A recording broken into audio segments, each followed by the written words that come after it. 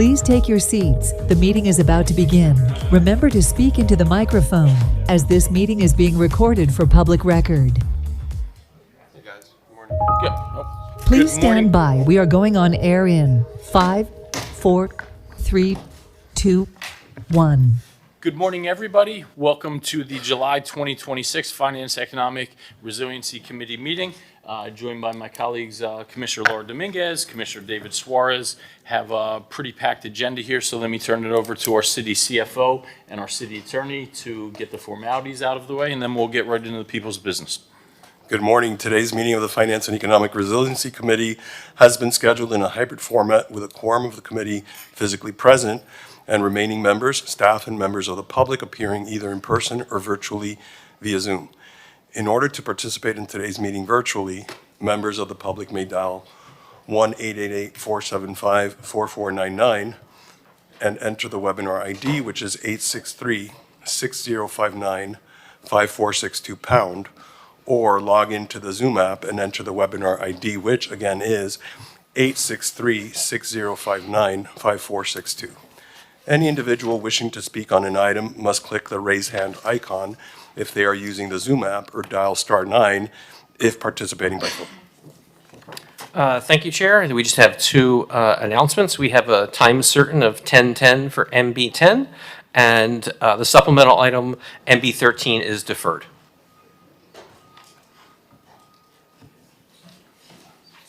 Okay, so why don't we go ahead and get started with NB1. Okay, we're going to call MB1 first. MB1, discuss an amendment and extension to the professional services agreement between the City of Miami Beach and Paddle LLC to provide and maintain kayak and paddleboard rental equipment and stations. MB1. Good morning. I'm John Rebar, Parks, Facilities, Fleet, and Beaches Director. I'm here today to talk about the extension of the our paddle kiosk agreement that we have. Yeah. Can we just clarify on record, this is different than the other paddle? Yes. I don't want to start Paddlegate again, and okay? Yes. This is just what, an acronym? Yes, I will Okay. clarify. This is I know we have another paddle we're excited about on the Lincoln Road rooftop. Yes, but this is not the racket sports, sir. Yep. This is actually stand-up paddle boards and kayaks. Just imagine our city bike program. Yep. This is what we have for paddle boards and kayaks, and that we've been doing this for several years. They're at Pine Tree Park now. Yep. The years we've been with them have been great. We recommend staying with this company, and also we'd like to expand in other locations as they become available. And what is the financial impact or cost of expansion? This is no cost to the city. This is a 20% profit share. It's like passive income for the city. They put them out here. They take care of 100% of everything, and we received $14,259 over the last contract. What's the downside to it? Who's in charge of picking additional expansion spots? Are neighbors typically enthusiastic about it, or do they complain? I don't want to open Pandora's box, and Great but if question. you have oversight, I'm comfortable with that. Yeah, Parks Recreation would make the recommendations after speaking with the consultant. And we've dealt with the community a lot when it comes to these waterfront areas. And it would not go, we wouldn't even suggest anywhere that would be a nuisance to single-family homes. That's why currently it's at Pine Tree Park. There's no conflicts. It was at Parkview. We have some water quality issues there that once they clear up. And now we perhaps Maurice Park could be the next one. Incredible. Yep. Incredible. Okay, so I think we would have a motion to return to commission with a favorable recommendation to approve an amendment to the existing agreement to include waiving bidding and extending the current agreement. Motion made by Commissioner Suarez, seconded by I'll second. Commissioner Magazine. All in favor? Aye. Item passes. Thank you. I think we have a lot of people in the audience for the NB10, the GMCVB. I want to be respectful of people's time and see if we can hear that. Thank you. MB10, discuss a proposed new agreement between the city and the Greater Miami Convention and Visitors Bureau for Destination Management Services, MB10. Stephen, David? Yes. Thank you, Chair and members of the committee. This is to discuss the agreement with the GMCVB. This is for the new contract. The administration is recommending a few things. One, for the committee to discuss some proposed new terms to the existing agreement, potential restructuring a bit of the financial terms, considering a waiver of competitive bidding because the GMCVB is the primary destination management company on behalf of the county, and then considering potentially how things lay out, whether or not we need to consider a month-to-month extension in order to kind of move this process forward in a timely way, as the contract is due at the end of, well, comes expired at the end of September. So there's a couple of things that the administration has recommended. The term still the same as we kept before, 5-year term.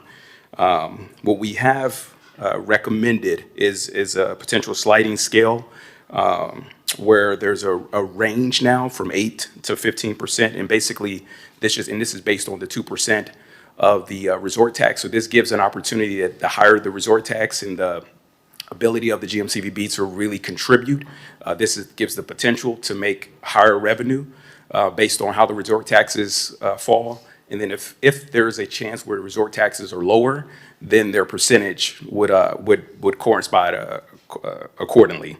So higher percentage, higher opportunity to make more money. On the lower end, if the resort taxes drop, then their percentage would do the same thing. What's the current base level? So the current base level is 2% of the resort tax. So it's a flat 2% of, well, 10% rather, 10% of the 2% resort tax. So it's a flat 10% that they make currently. And the proposal is? So the current proposal would go from 8 to 15% depending on where the resort taxes fall. So there's a sliding scale of where the resort taxes would fall. So if the higher the percentage of the resort tax, then they could get up to 15% of the resort tax with a cap. But you can only go as low as 8%? Yes. Well, why don't you go down to 5% if you're gonna go up to 15%? Isn't that more fair? Like let's say there's God forbid, another COVID, and we don't have any resort taxes. We're stuck paying 8%. I was thinking the same, even if we don't go to 5%, if we go to 8%, but then some sort of cap on the upside, right? So it seems as if we're giving perhaps more upside than sharing the loss. So, it could go to 15%, but a maximum cap of X, where. So we do have a cap that we recommended. Up to 9 million is the cap. And so you can go up to 15%, but a cap at 9 million is what we're recommending. And what are we currently at 10% right now? Currently at 10%, there is no cap. Well, how much What is that? is that number? So based on the last couple of years, that number with their incentive, so it's been a base around 7 million, a little bit over 7 million over the last few years. With the incentive, there's a $2 million incentive that they also have too. So they've qualified for the incentive. So it's been a little bit over about 9 million for the last couple of years. And tell me. I would be in favor of the sliding scale. I think that's a good idea, but not in favor of the cap. I know that we have a convention center hotel that's going to be opening soon, and we want robust sales and having that convention center and the hotel filled, and a cap wouldn't really incentivize. And if we're already decreasing from a flat fee percent to a scale, I don't think the cap should be done simultaneously. I think, but who's to say that this resort sales are all coming from the GMCVB, right? I mean, how do we know that if we have a good year, is it really the GMCVB that's doing it? Or is it, for example, is it FIFA, or is it an event that we're throwing as a city commission? I'm all about incentives, but maybe there's a way to really pinpoint demand from, or not demand, but if there is tourism that is in fact generated from the GMCV's effort, I'm okay with incentivizing that, but not just a blank check for saying all the resort sales. Maybe we could do, Mr. Whitaker, I know you do a lot of events. I worked with you on the VCA. Is there a way to determine how impactful the GMCVB is? Well, the staff may have some additional comment, but my interpretation is that our agreement has some very detailed metrics, which we appreciate and we're held accountable to. There's there's goals for booking meetings at the convention center. There's goals for room nights. There's goals for media So the impressions. GMCVB is solely responsible for bookings at the convention center hotel? The major conventions, anything within a 12-month window or 16-month window and small, relatively small, we're not focusing on that. That's something that's in-house at the convention center. It'd be relatively small, less than 250 people. We're responsible for the big conventions that are solicited and held. Can you give me a couple names? Adobe. Well, obviously, Laura, thank you, a member of our board of directors. So, Adobe's coming back. That's probably one that we're most proud of. Swift Sibos is the biggest international banking convention in the world, has never been in the United States, and we were able to, and again, it's part of. And again, this is a direct result of the GMCVB? Yes. So One of the comments that you made, which I respect, is, we're never saying, hey, it's all us. We're doing everything. We work in partnership with the Lowe's, the Fontainebleau. They book their own meetings. There are major events that happen in the city that bring excitement to the city that we help market and promote. We're not necessarily taking credit for bringing them here. But the performance metrics that we have, to your comment about, what we're generating, there's dozens of metrics, both in the marketing team that we have with the staff here, who are fantastic partners, and the convention sales team. And we review those metrics weekly, monthly. That's part of the incentive. If we achieve those goals, we get that extra $1 million. If we achieve the convention sales goal, we get an extra $1 million if we achieve the marketing goals. But the focus for all of us is to continue to have the destination grow, average daily rate increase, occupancy increase to the point where the resort tax keeps growing. When it grows, because of our efforts and others, then we share in that growth to some extent. There are discussions about limiting that growth, and again, we want to be great partners with the city. We understand some of the economic challenges the city's facing. We're always going to want to be a great partner and collaborate where we can to help get over any kind of challenge. But we also want to continue to do our best to market and promote and sell the city with the great results that we're seeing. And so right now, it's 10% of the 2%? Correct. That's correct. All right, well, look, I think it should go both ways. If we're going to go up 5%, we should be able to go down 5% for whatever reason. I think that's what's fair. As far as a cap, I don't know. $9 million is a lot, but if it brings in a lot of money, I could be open to it. So I'd have to speak with staff a little bit before. If I could add a little color, Exhibit A of the attachment does show a model that Economic Development ran to show the prior model versus the proposed model, looking at the 2025 closed out numbers. So in 2025, they collected approximately $9.1 million in revenue. If this new fee structure was put in place with a sliding 8 to 15, that would be about $8.2 million. So it would be about $950,000, let's say, less revenue to them, money that the city would be able to keep. So they would have growth from that 8.2 up to 9 million, just so from transparency perspective. So the sliding scale that we worked on and I was involved in a bit when we ran through that model, that sliding scale of the 8 to 15 actually does bring down their revenue or the city's expenditure to them from about 9.1 to 8.2. So it does save the money, save the city money. Yeah, but once the convention center opens, that's going to change, correct? We would expect resort tax revenues to go up, yes. But this is, I think, was part of the reason for the $9 million cap that was recommended. Cool. So we'll give them some runway, but then it would put a cap on, because this agreement's for a few years, and obviously be something that be looked at every time that the agreement was up for renewal, and probably setting a new cap. Okay. What else? Yeah, and if we could, David, use the term limiting growth, but it's a 5-year deal, correct? And the revenue we currently pay is not around $9 million? That's right, with their base and the incentive. And how would they essentially be able to eclipse the 10% revenue share? Talk to me about the sliding scale, the hurdles and milestones that they have to achieve. So it's, and Mr. Whitaker mentioned a number of different metrics that are there. So the number of. Okay, that was what the he was talking bookings, number of total bookings, the room nights, those are considered parts of the metrics. There's also a marketing metric, so how they're marketing, so different parts in terms of impressions and so forth is also part of their metrics as well. Okay, but under this agreement here, you use the term limiting growth, you would have to say, if you have a flat 10%, of course, your growth would be limited there. Correct? Well, and I mean, I think we're really kind of letting you really run here, going up to a 15% revenue share. You know, I would never use that word because I don't just see it in the numbers. I would defer to the staff who, again, we fully support the collaboration. We start, and dare I say haircut, we start with a haircut. And then we move on and grow when the city grows. And we love the incentivization of growing with the city. Why do you start with a haircut? No, I mean, like, obviously not a haircut. But, Okay. why? The CFO mentioned that the first year of this agreement, we would have about 900,000 less to start.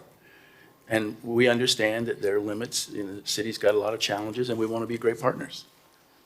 If I may also, if you Like go, I said, that's going to change once the convention center hotel opens up, right? yes, and just for perspective about the resort tax, if you go back to 22, they collected about 7.5.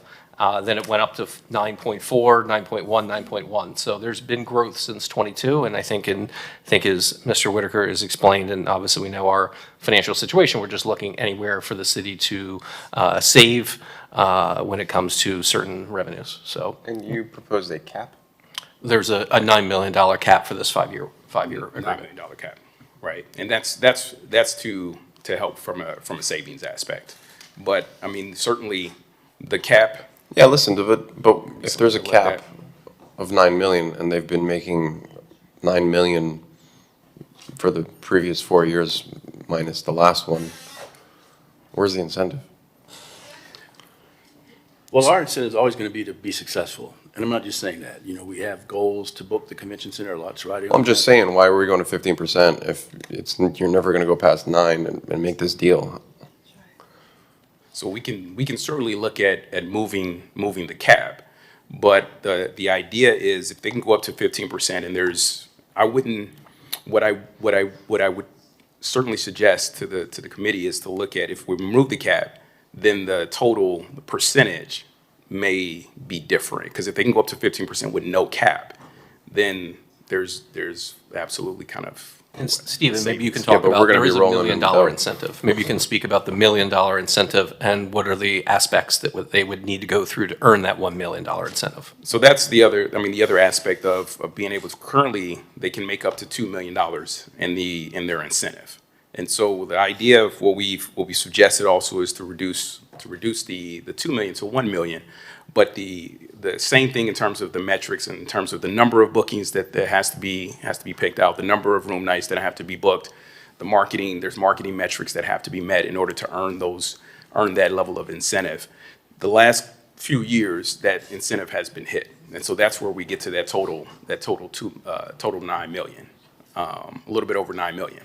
But if there's still an opportunity to still make that amount, make up to that amount in total. Do you mind if we Yeah, defer I don't this? see it as an incentive either when you have a cap where they can't make more. This year should be a phenomenal year. We had the college football championship, we had FIFA, Formula One. Next year's going to be a little different. We'll still have Formula One, but some of the other major events that we've experienced this year are not going to be there. Having a sliding scale, okay, fine, but having a cap is not an incentive. Can we defer this for one meeting, and then it gives me an opportunity to discuss with staff and David a little bit more of I want to better understand this with what the KPIs are and how we can really incentivize, because right now it doesn't seem like it's incentivized, and I think we're all a little sort of unclear about exactly how GMCVB impacts the city. I think we still need to make a motion today, because if their agreement ends in September, and if we defer this, we won't hear it at finance until September. So a motion needs to be put forth, at least that we keep it month to month. I think the recommendation was through December. Yes, if the committee wanted to keep it here and be heard again in September, I think that would be a good idea, that we would retain the item, but have it returned to commission with a favorable recommendation to extend on a month-to-month basis through the end While of we December discuss the terms. as presented. So I think if fine. that's, I'll make that, is that as amended, or is that? no, I That's- think it would just be to, for the item to be retained, and to return to commission with a favorable recommendation to extend the agreement, the existing agreement on a month-to-month basis through the December end of the year. 31st. I'll make that motion. I'll second. Commissioner, I know you wanted to speak. We're going to defer, but feel free, you're here. Thank you, Mr. Chair. Real quick, you do a great job. Thank you. GMCVB does a great job too. And right now we're in a sweet spot where we have global attention with World Cup, and all eyes are on Miami Beach and Ocean Drive. And we've had record numbers here, and our resort taxes are wonderful. And that is what keeps our tax base low. So I appreciate you and all that you do. And I'm interested in supporting you and having further discussions of how we can keep our foot on the gas pedal. Okay, so we'll show that as return to commission with a favorable recommendation to approve an extension to December 31st, 2026 in the existing agreement as presented, and return to FERC for further discussion. That was Commissioner Suarez made the motion, Commissioner Dominguez seconded. All in favor? Aye. Item passes, thank you. Let's hear OB1, Old Business 1, the Barclay. Okay. OB1, ground lease agreement pursuant to RFP 2023-115-KB for mixed-use redevelopment incorporating Class A multifamily residential and ground floor retail space with respect to the city-owned property located at 1940 Park Avenue, the Barclay. OB1. All right, thank you, Chair and members of the committee. So this item, of course, concerns the proposed long-term ground lease for the redevelopment of the city-owned Barclay property at 1940 Park Avenue. That site has remained inactive and fenced off for a little bit over a decade now. And so this proposal for the ground lease is basically a culmination of our 4 years competitive, transparent process that we've gone through with the formal RFP, extensive public engagement, committee review, and the unanimous approval of the material lease terms that was approved by both the City Commission and the Finance Committee last year. So the ground lease that we've been working through with the developer, with members of certainly of staff, spans 99 years, 51-year initial ground lease with 2 developer options. Extensions, the developer would assume all full costs and responsibility associated with design, development, financing, permitting, construction, operations, maintenance, tax insurance, without any city subsidy on those parts. And so also there's affordability, there's a public benefit affordability commitments here that are in the ground lease. So the 22% of the 105 units that's being proposed would be set aside for part of it for seniors. So 7 units for seniors, and at least 15 units would be set aside for restricted rents that are capped at 160% of AMI or market rate, whichever is lower. And so we talked about the missing middle. That's certainly a part of that. And then these covenants would go through the entire term of the lease there. The developer would make a one-time upfront payment of $2 million, while the city retains land ownership of the opportunity there. And so those are the material pieces there that are being considered in the ground lease. And thank you, Stephen. I know this was heard at the planning board yesterday. I was tuning in and out, and just given how quickly that overlap was, is there and apologies if this isn't your wheelhouse, if there's anybody that wanted to kind of surmise, sure, you don't have a vested interest in that. But maybe somebody from staff just kind of rehash how that went, where we stand now. Sure. So there was the planning board gave favorable recommendation for both the LDR amendments, and there was some additional pieces there for the text amendments, LDR and text amendments for to be able to include setbacks, I believe. So the planning board gave a favorable recommendation to move that piece of it forward. So the housing unit mix, what the building is going to look like, all of that is in discussion in other committees. We're just focused here on the financial terms of that. That's correct. Absolutely.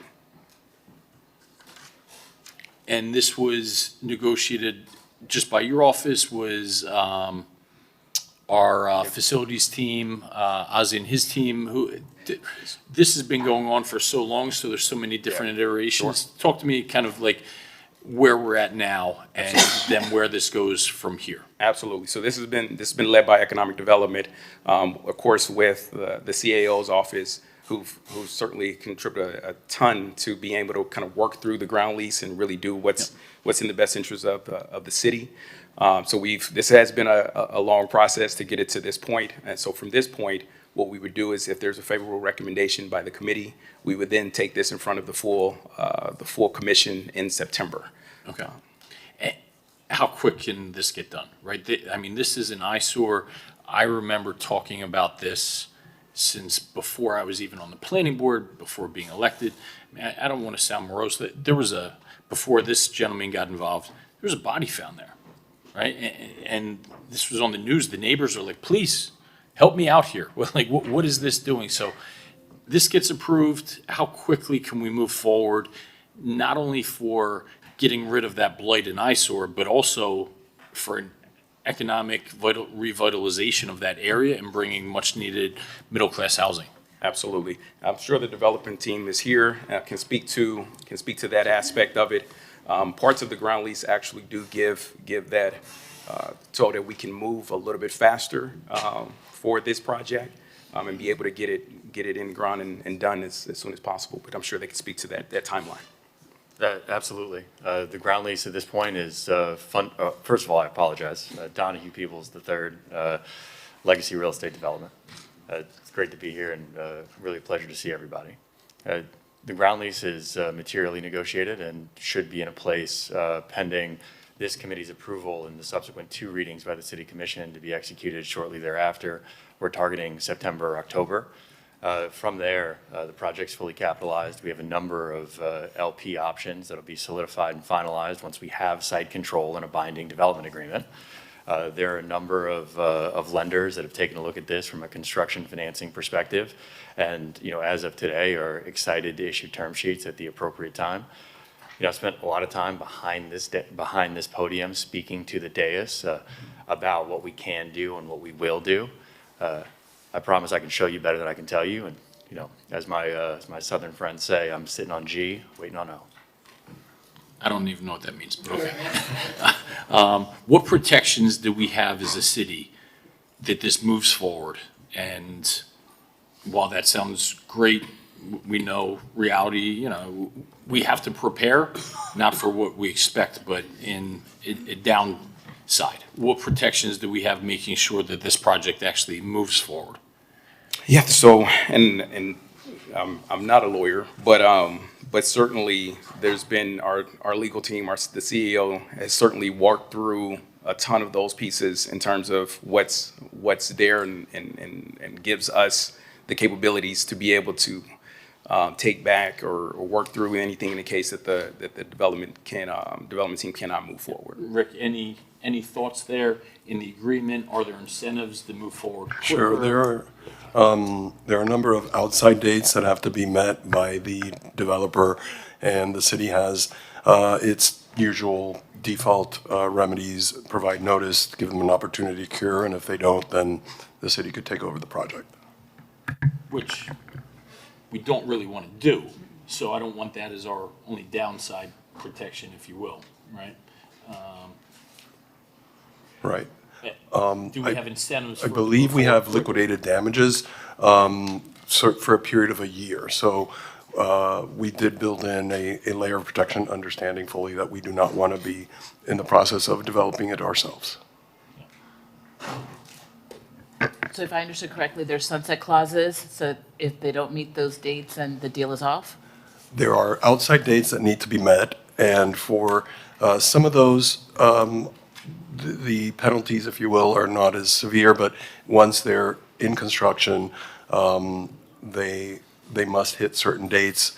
If they don't, then liquidated damages kick in for a period of 365 days, and after that, the city would have the right to terminate. When is construction supposed to start? I do not know the outside dates off the top of my head. Maybe that's something that Alfredo or Stephen could. Good morning. Alfredo Gonzalez on behalf of 1940 Barclay Partners LLC. Right now, we've already started the entitlement because as part of getting this lease approved and not waiting until the lease is executed. Yesterday at the planning board, you were asking, 3 items were on the agenda. Review of the lease, the terms, that was favorably recommended unanimously. And the other 2 items was the comp plan and land use amendments that would allow the project that we've been negotiating with the city to then ultimately move to plans. That'll be coming to you in September for first reading. So that also got unanimously approved. It had some tweaks. It allows a greater density, so you could actually use the FAR. So when would construction begin? About 18 months after we get entitlements. So we're actually preparing, starting, we got site access. So And 2028? 2020.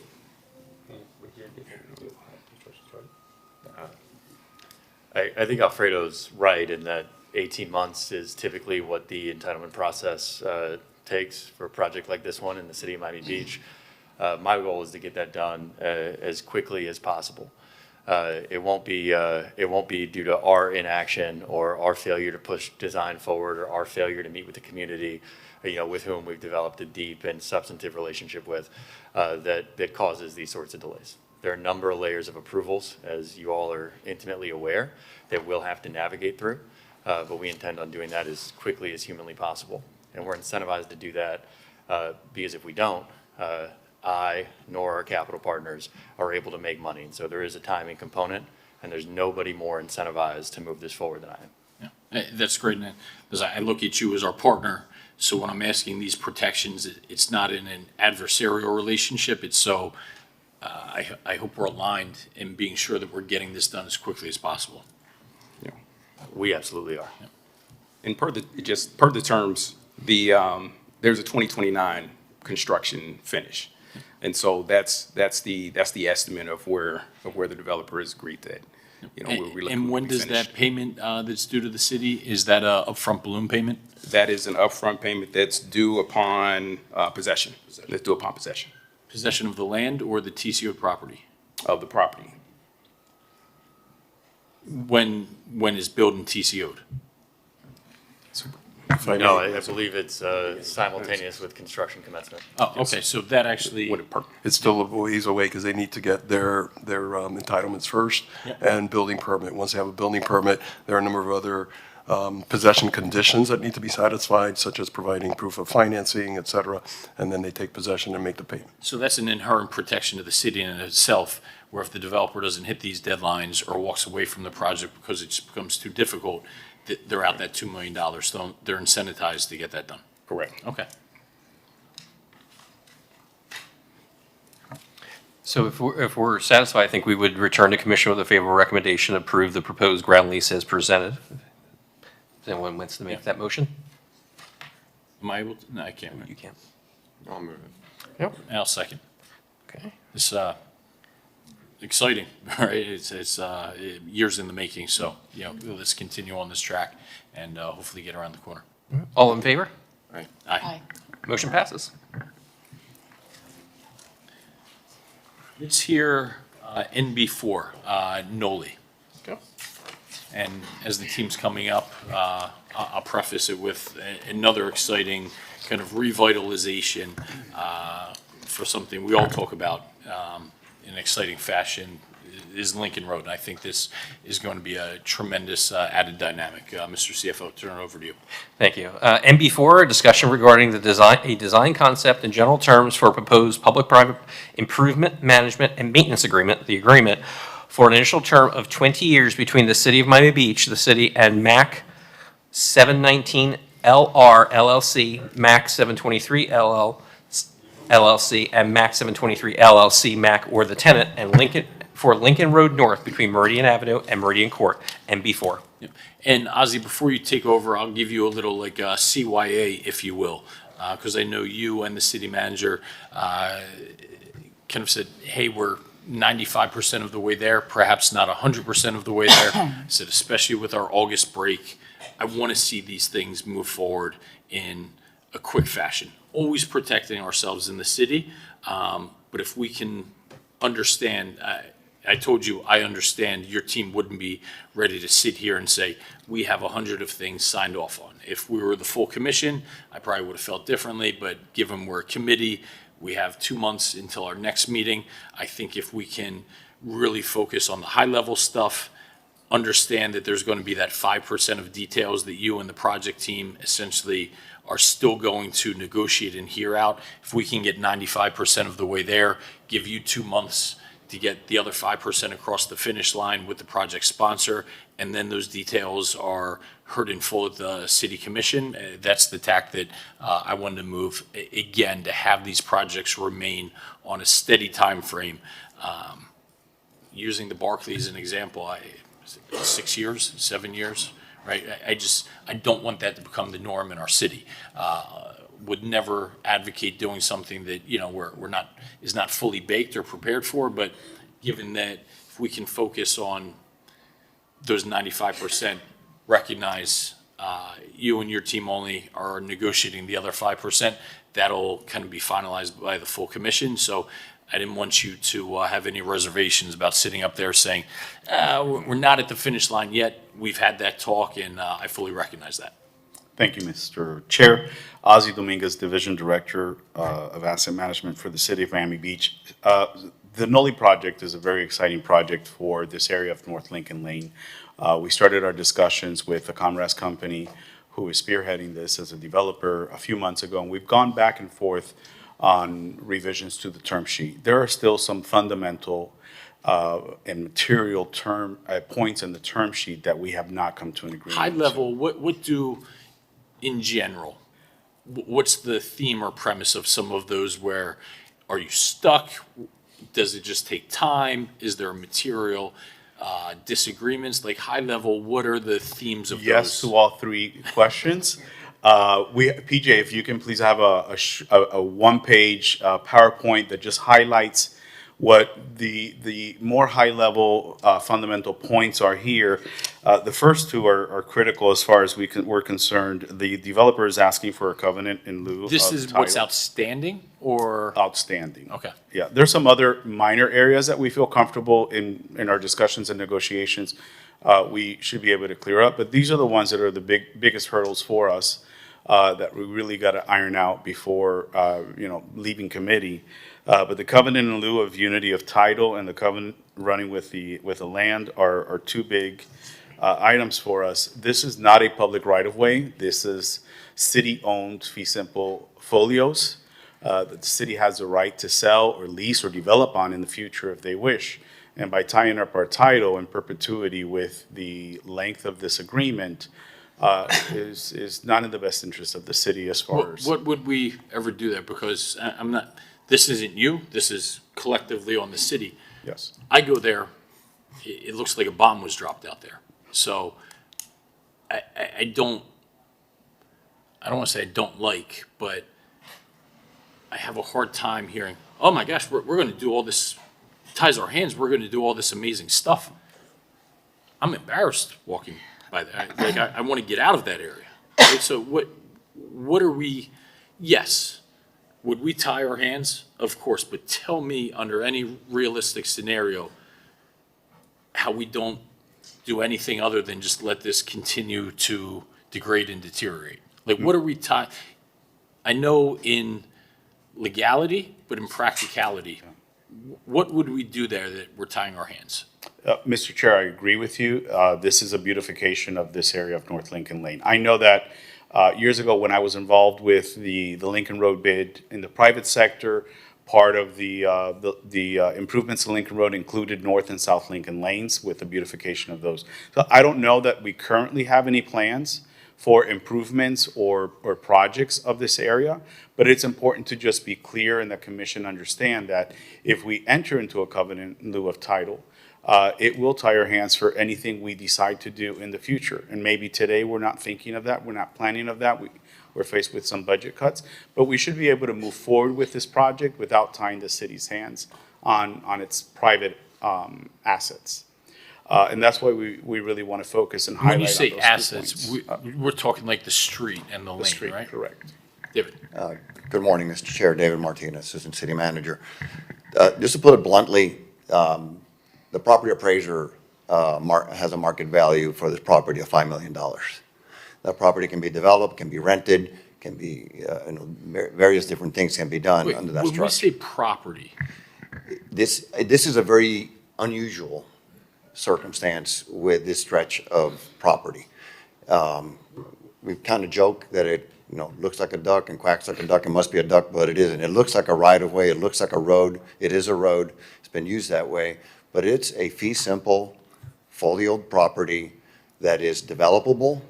It has 0 lot line setbacks, it's just over a 1/4 acre, and it's a developable piece of property that if we proceed with a covenant in lieu of the unity, and the city attorney can correct me if I'm wrong, it would tie it up in perpetuity. now, in practicality, and Nick, feel free to jump in. I have tended to notice you don't just come because you enjoy sitting in the front row. So jump in at your will. Would we ever just develop that kind of in a vacuum? I mean, wouldn't we have to acquire either the property to the north or to the south unless we would just like develop the street, if you will? I mean, I'll leave that to the attorneys. My opinion is that you don't have to. It's a vacant lot for all practical purposes. It just happens that the city owns a Right, road but it's and sidewalk. it's the width of a two-way street, one-way street? It's plus the sidewalk. So we go to the property is from roughly the face of the buildings with the overhangs on the north side to the face of the buildings roughly to the back of sidewalk that's on the south side. So, in theory, something could be done there. Right, but what? Like, and I'm not trying to be adversarial, like, what could be done? The area is actually the same size as any other lot on that block. So it is a platted lot.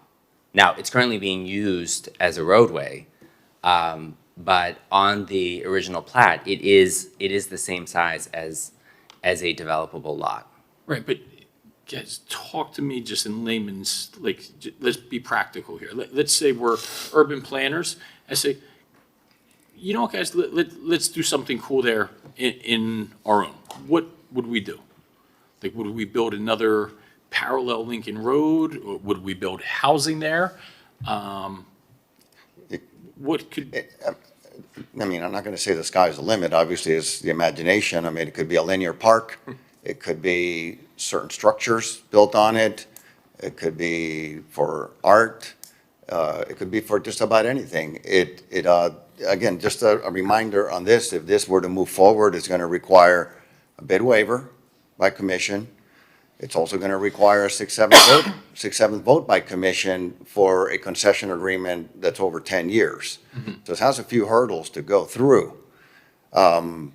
If let's just say this proposal was not on the table, the city could elect to put out an RFLI or an RFP for somebody wanting to do something with that stretch of road. And imagination could be anything. So that's why we're having as Ozzy stated, is a fundamental circumstance that we have to get by. The rest of everything else is more negotiating terms and agreeing on how long and all these other things. But we have to get past that part. Does the city want to bind that property that's developable forever? And Is it forever? Mr. Chair, because what the developer's proposing is to use the city parcel as part of a unified development site with the developer's properties to the north and the south, the proposal is to do that just so they can move development rights Yeah, from one side to the other. you know, There are other yeah. ways to accomplish that, whether it's legislatively by revising the maximum FAR on one side and reducing it on the other side in an equivalent amount. The city parcel could be sold to the developer. I mean, there are other options. Tell me who would buy it, right? You just said he has properties to the north, he has properties to the south. There is a street running down the middle of it that is used to pick up trash. If all of these have been such great options, why haven't we done it? Why do I look there and it looks like a war zone? Why? You guys are telling me everything that is possible. The sky is the limit. It looks like the dumpster now. It looks like a dumpster. Actually, it looks worse than a dumpster because there's dumpsters there. Right? Like, we pass this opportunity up 5 years from now, 10 years from now, we're sitting here, wow, guys, the sky's still the limit. We can do anything. Tell me in practicality what could be done by anybody else. It's just like the Call Me Gabby thing right out front, right? Where that's a city-owned, was it sidewalk patio? It's a parcel, Yeah. correct. Who else would have rented that besides Call Me Gabby? No one. Nobody. We could do anything there. We could have the Monet out there, maybe have the Mona Lisa or the, sure we could, but we're not, right? Just like here, we're not going to do anything. We're going to let it sit there, and we have somebody that's going to come and spend millions of dollars. Why? Yes, he cares about the city, but also he has his property to the north and south. So it's quite literally the only person that makes sense that is only going to go and invest their public money in. Nobody is going to go down and buy this in a vacuum so they could create some sort of outdoor market or anything else. Am I off there? The difference, but the one thing I would highlight, because I think it is important, is a traditional right-of-way. The city holds the dedication, but the fee simple owners on either side have the underlying property rights. This is different. This is, the city owns this parcel outright, so it has value. So that, I mean, that's really the point, is that, if the covenant in lieu is being proposed by the developer to allow FAR to be shifted, there are other ways to do that without tying up our property. That's the only. So is that the only when you say tying up our property, I thought it was so he can do the villa and the kiosks and things like that. And I apologize for using the term kiosks, but isn't that the point of this? That can be accomplished through the concession agreement. Okay, so where the disagreement is in the covenant, in lieu, is that in perpetuity of the property? Is that for a fixed term? So it would be permanent if development rights were transferred from one side of the street to the other, because at that point, we could not undo the unified development site. So until that point, we could, potentially get out of it. But once development rights are shifted, then it is permanent. And, right, but I guess tying up, we're sitting here saying about tying up the property, that's not just forever, right? Because that was the concern that I heard about first is we're tying this up, we're tying the city's hands. If we want to go out and build all these cool things the city has never done in the 70 years we've had the opportunity to do so, but we're going to do it now. Is that forever? Or is that just for, isn't this a 20-year fixed term? I guess it would depend on how much of the agreement has been consummated by the time we wanted to undo it if we needed to, right? So I think, in the initial, before any development rights are transferred, I don't think it is permanent. Yeah, I'm going to step in. If no FAR is transferred and the parties agree that upon the termination of the concession agreement, the covenant in lieu will go away, then there's no issue. The issue is that the developer wants to do this simply to transfer development rights. But as Nick has pointed out, that could be accomplished without a covenant in lieu. So the developer can still receive what it wants without tying up the property in perpetuity. And I agree, what are we going to do with it? But who knows in 50 years what the world is going to look like, what the city's going to look like. The city may want to do something once the concession agreement expires. Is there a term for this? I thought there was a term for this. Yes, there's a term. The term is 20 years Right, so- with 3 10-year But the covenant in lieu extensions. would be permanent if the FAR is transferred, What does that mean? meaning the lots cannot be separated if there's transfers of FAR. Mr. Chairman, the same way for the 500 Alton project, a covenant in lieu was recorded to join what is now the park parcel, the 6th Street, the former 6th Street right-of-way, and the private development site. The city commission, the developer could not now undo that unified development site because all of the development rights have been constructed on the southernmost parcel, which is where the 5 Park Tower is. So that's the analogy to this situation. Is staff supportive of this, or no? Well, it's still to be worked out. What does staff think? I'm sorry, what's your question? What is staff's position or legal's position on this? Well, our position is that we right now are not prepared to bring a recommendation to proceed forward if we can't get past this initial roadblock. I think we can work through probably most of everything else if we can get past this to deliver exactly what Mr. Commerce wants to deliver. But this is to me, a fundamental decision that the commission's going to have to make if. My paperwork did not have any attachment, no memos, nothing. So if it's not ready, why is it on the agenda today? What's the urgency? I asked for it, right? Oh, Like, okay. this has been delayed 3 months, and that's what I prefaced it with. We're talking about this, but I don't expect this term to be negotiated today. And I don't even care if we don't move it forward with a recommendation. I want to hash out a lot of this, but it's with the understanding not everything will be agreed to here today. And hopefully that's okay with my colleagues. It's to keep on a time frame that these things don't just languish, right? I don't want to be sitting here, okay, we're going away for summer, so let's just kick it to September, and then something's outstanding where we need to keep it in committee. Like, I walk down Lincoln Road every day. Zara just shut for renovation. There's a restaurant there on the corner of Meridian that just filed for bankruptcy because between here and Brickell, it's taken so long to get open. The Zeke's Roadhouse, everything is closed, okay? The western part of Lincoln Road, 2 stores. One's a pop-up, right? Segafredo just walked away. It's a ghost town. We need to move forward with some of this stuff. I understand that this isn't fully baked, and I prefaced it. This will give you 2 months before coming to commission to work out these points. So I don't need you to commit to anything here today, but I do think that we can hear 90% of the things for this project and trust our city staff to work with the project team over the next 2 months to hopefully complete that other 10% and hear by the full commission. You guys don't have anything wrong with that, right?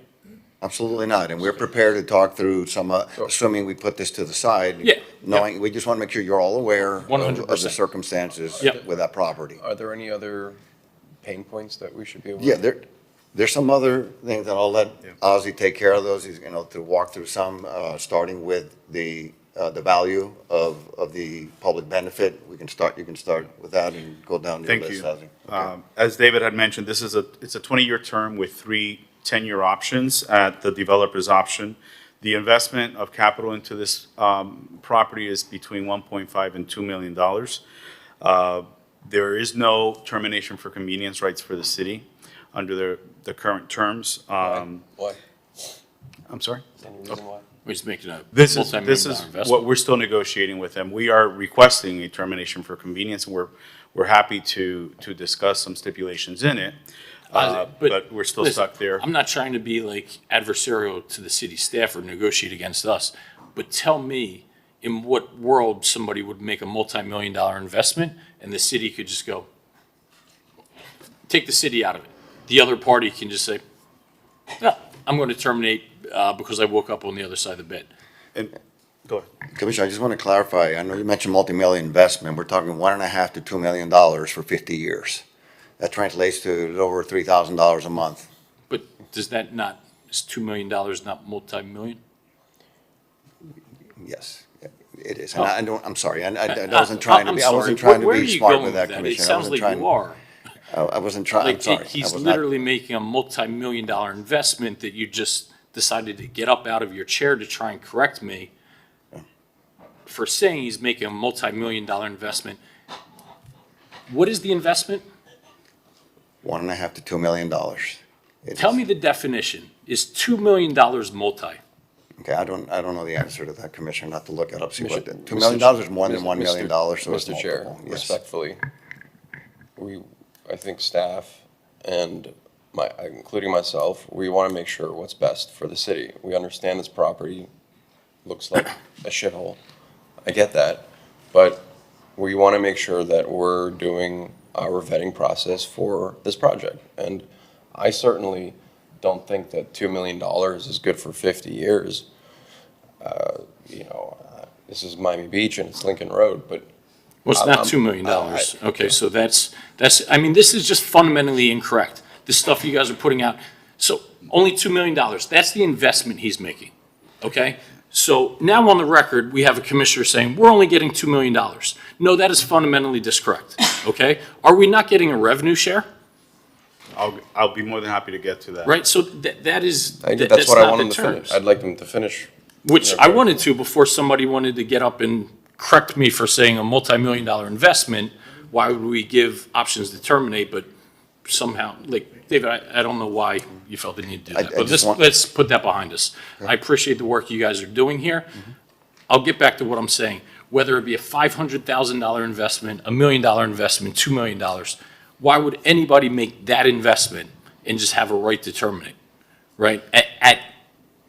At convenience. That's just a fundamental, you would never do that, right? Well, Ozzy, you mentioned that you are looking for a termination or. Correct. We're more than happy to work in some stipulations. So the chair brings up a good point. Correct. Yes. Why would you, in a practicality standpoint, for this particular project, why would you want to terminate if something were to go wrong? Maybe you can give an example. Keeping in mind that this is a private property, city property, you never know what comes in the future. That would require us to need to regain control of the property, and we would need to exercise a termination. For example. There's nothing in our mind right now that says. They decide to throw, I'm not saying that there will, but, anything can happen, right? It could be a default on their part, or it could be something outside of our control that just requires us, we're gonna need to recapture this property to, redevelop it into something else city-owned. You never know what comes. So And we are they always wanna actually retain- required by a dollar amount to invest, or this is just an estimate? This is what their proposal is, that they're going to invest the $1.5 to $2 million. Right. We but have not does that required mean- them. When I hear that, is that updating the street and the buildings surrounding it? Is that what the investment's for? Correct. No, let me clarify. That does not include the buildings. That's part of the private. It's just the street. That's the private development. This is strictly the public investment within our property. The street. Mr. Conrad is proposing, obviously, investing into his properties and uplifting those properties separately. Okay, so the 1.5 to 2 million is simply for the street That is aspect, correct. which is That is city-owned property. Correct. Okay. Correct. All right. Surface infrastructure and FF&E there. That's gonna Okay, be so let's city move past the, if you don't Yeah. mind, Commissioner, let's move past the 1.5, 2, and what other pain points? I'll add one point to that. Not against the termination option, but it just can't be for convenience. And if it would be after the project applicant recovered his investment, if it would be a sliding scale where we said after year one, you've just made that $1.5 million, we need to terminate it because we're doing X, there would have to be some sort of payment in lieu, right? For him to move forward, he can't just have this in, ambiguous that we could terminate like that right away for no reason, right? If there's protections around it, fully supportive, but it just makes sense that somebody making an investment has to protect themselves to a certain point. Correct. And staff is willing to discuss options on a termination Perfect. So along let's move past. the lines that you were saying. Awesome. In addition to that, the developer is requesting to receive 100 monthly parking passes for the G5 garage. In our discussions with our parking department, there is a long waiting list there for residents to receive parking passes. It's something that the city cannot commit to. We've discussed this. Receive for free? No, at city rates, at city rates. But the parking passes are just not available to give because that garage is in such great demand, and with the convention center. But that sounds like something you can negotiate in the interim. If there's other garages or things like that, leave it to you all. I'm sure those are discussions that you all can have. Correct. And yes, we will, sir. On public benefits, the public benefits that have been listed is the beautification of this area of the street, which we agree that is a great benefit for the city. But there's no other public benefits as you would see in other P3 projects that we have done. So we look forward to having something to be able to present at commission with a little bit more elaborate public benefit.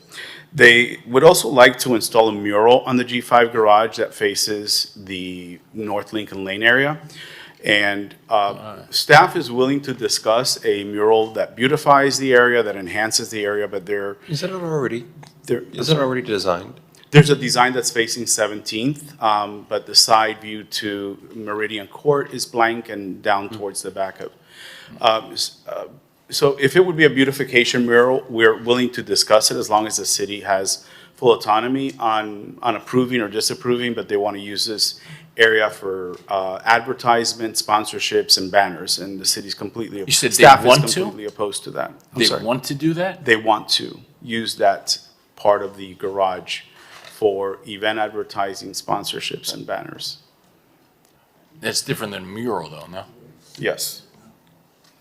Okay, but that sounds like little things that you can work out in 2 months. We are hopeful. Yeah. They also want exclusive rights to programs and activations of the North Lincoln Lane project area.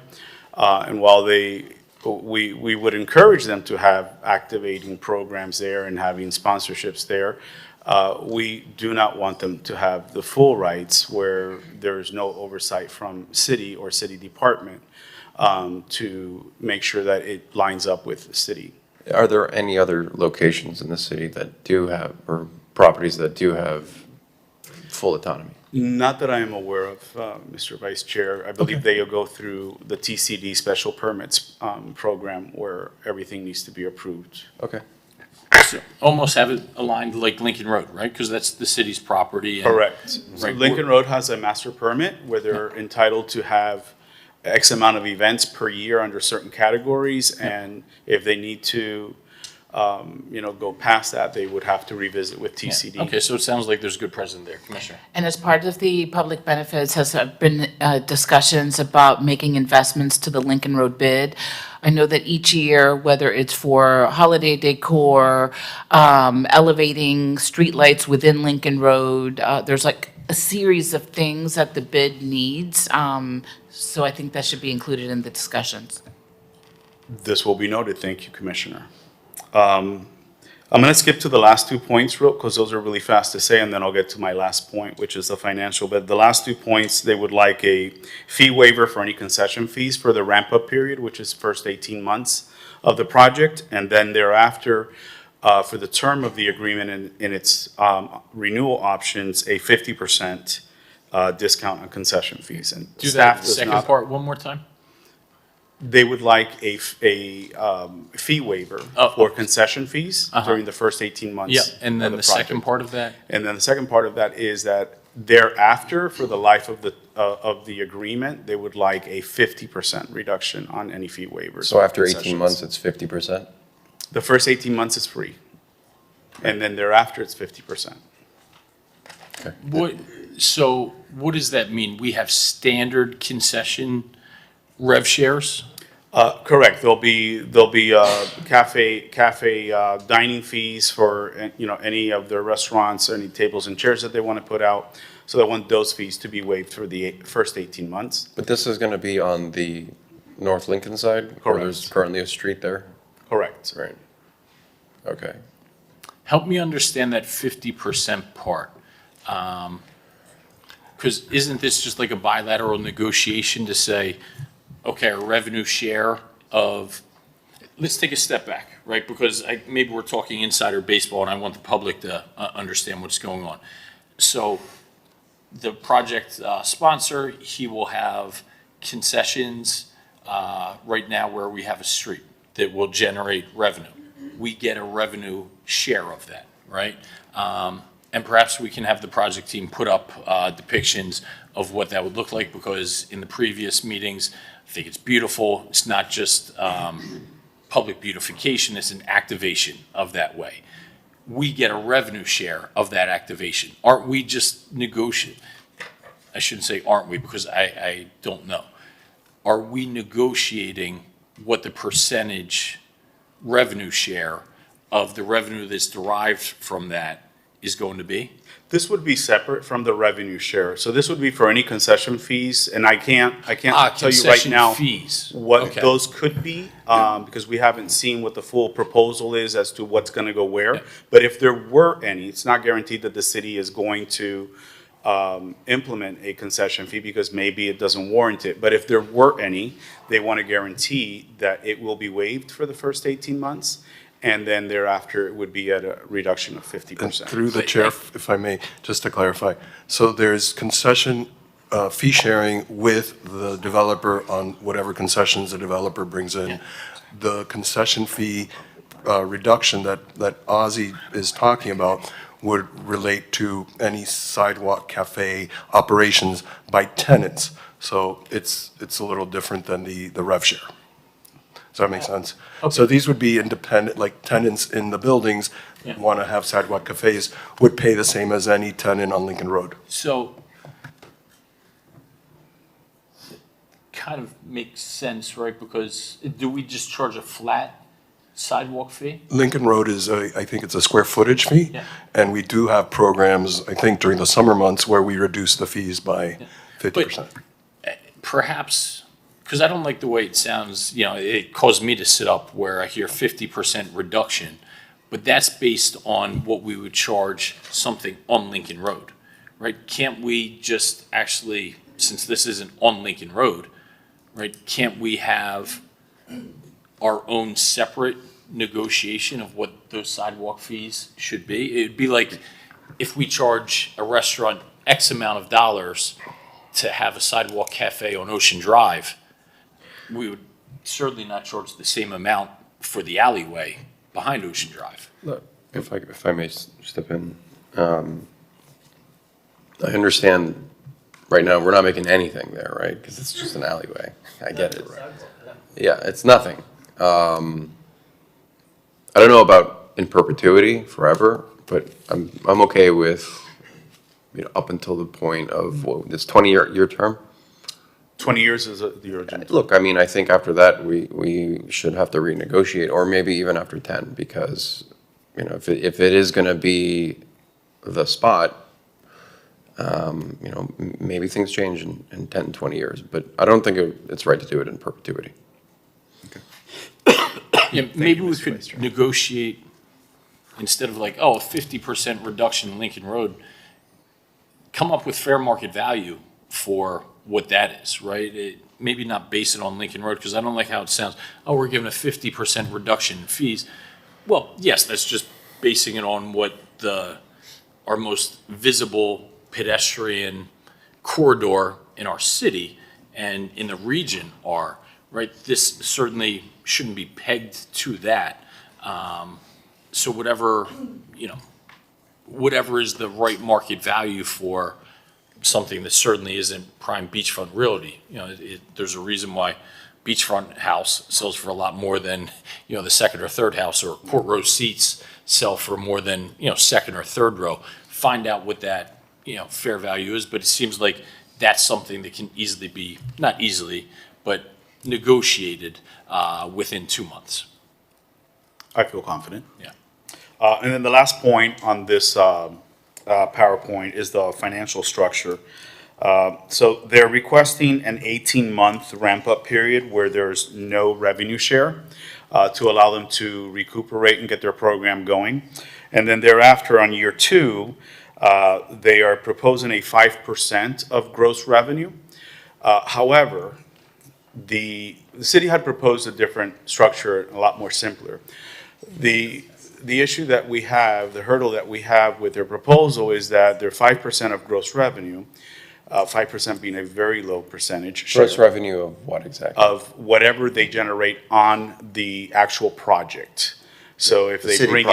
On the city project, not their private property. Strictly within the city land. So give me an example. So if they bring in special events and sponsors that they generate any revenue from, or the kiosk, the retail structures that pay them rent on a monthly basis, those would be revenues that are generated on the city property. They're proposing that concessions, correct. That the city will receive 5% of the gross revenue. However, they define their gross revenue as gross revenue less repairs, maintenance, employee salaries, capital reimbursements, and then if there's anything left over, the city will get 5% of that. And we do not think that that is a true definition of gross revenue, which is very standard in commercial real estate. So do we currently have around the city this sort of deal? We definitely do percentage in lieu deals all the time. We had one with Segafredo where they paid us, I think it was 8% or 6% was their last term of their gross revenue. So it's not minus salaries or minus rent or their cost of doing business. It is based on the revenues that are generated. Yeah. So they want to give us like a net almost. They want to give us 5% of net, and then after year 3, they want to put caps on it as well. City is not in support of that. The proposal that we had was very simple. We gave them a 12-month ramp-up period. I believe that, they asked for 18. That's definitely something we can discuss. But it was 10% on gross. Is 5% standard? No, it's very low. 10% would be the standard. And, negotiations are always a blank canvas in commercial real estate. So it just depends on how much you want and how much they want to give. But 10% is definitely a very fair amount, especially if you're going to give them a ramp-up period. Revenue from city-owned property, correct? Just the city-owned property. It has nothing to do with what they generate from their retailers. Okay. And rough, what do you, maybe, I don't know if the representative, but what do they expect to make on the city side, the city scale? Yeah, let's have the project team come up as well. I'd like to talk to Michael. Michael, and feel free to take a step back. We've discussed what's outstanding, and I prefaced it with, we knew there would be things outstanding because I asked, given the summer break, that we can hear this, recognizing that there's things between the project sponsor and the city that won't be finalized today. But let's talk about, and Ozzy, feel free to kind of loop in with, or David, loop in with Michael. What are we comfortable with? Tell us about the project. Michael introduced the project. Tell us what we're agreeing, what we've agreed to. We've heard what's outstanding. I have confidence that within 2 months, especially for some of the minor stuff like parking, where that comes from, the definition between gross and net, I don't want to sit here and, legislate that from the dais. We have a very competent city staff that's your guys' bread and butter. Michael has a deep retail expertise. I'm sure we're going to be partners here. So we'll come to terms with that. Tell us kind of where we're at, Michael, what we've agreed to, and take it from there. Sure. Michael Comras with offices at 1261 20th Street and a 30-year Miami Beach resident. We're excited about the Noli project, and I thank you all for taking the time. We've been working very closely with staff, and we're looking forward to actually getting something actually completed. What we're doing is really trying to reimagine an area of Miami Beach that had gotten to a place which I don't think it should ever have gotten to. I actually sat there with the city manager across the street before we acquired the property, And I was trying to pull up the pictures, but I don't have any of my. You guys, could you put the slides back up? We don't. Okay, we know how poorly that area looks. So to me, I was very surprised that we could actually have something like this that exists. Can you just put that up? Yeah. Oh, there we go. That's what it looks like today. And I've been developing here on Miami Beach for over 30 years. I don't have any properties that look like this, especially in such a high-profile area. The beauty of the Noli project is bringing together several buildings to form a sort of a micro district, will sort of change the perspective of Lincoln Road and solve for many of the issues that currently impact Lincoln Road. Multiple property owners, building depths, lack of continuity, lack of investment on various properties. And really what we're looking to do here is take a building that generally fronts Lincoln Road. And I should say that last week we received unanimous approval from Historic Preservation Board and Design Review Board for our complete project. So that portion is done. So we'll be redoing all of the Lincoln Road facades, but then introducing two novel concepts. The first concept that we're introducing is the via. We're actually Michael, what we do is the back facades, I don't know if I just created a word there, does that remain as is, or will you be making investment in this? Because that looks equally as well. Basically, I don't believe in backs of buildings being such in front of everybody, in front of the public. So my goal is to remove the back of the building and create a second street front. Okay. Over the last 14 months, I've worked with FP&L to take those 4 or 5 transformers there and actually consolidate them into one transformer and relocate it inboard of the property, so that will be out of the public realm. The project will create all new storefronts. What you see today is the back of the building. That would be transformed completely into a new storefront, which I'd love to share with you, but I'm not sure I can find it right this second. I think we've all sort of seen it, and it's it's going to be great and beautiful, but can we just get to the meat and potatoes of what we discussed with Ozzy? Like, some of the concerns we have was for the FAR, right? Mm-hmm. Why do you need a permanent FAR swap if? What we're doing is we're really creating, what ends up happening is having both sides of the street gives us the ability and the desire to try and improve what's in between the two properties. Take the back of the building, make it a second street front, and unify.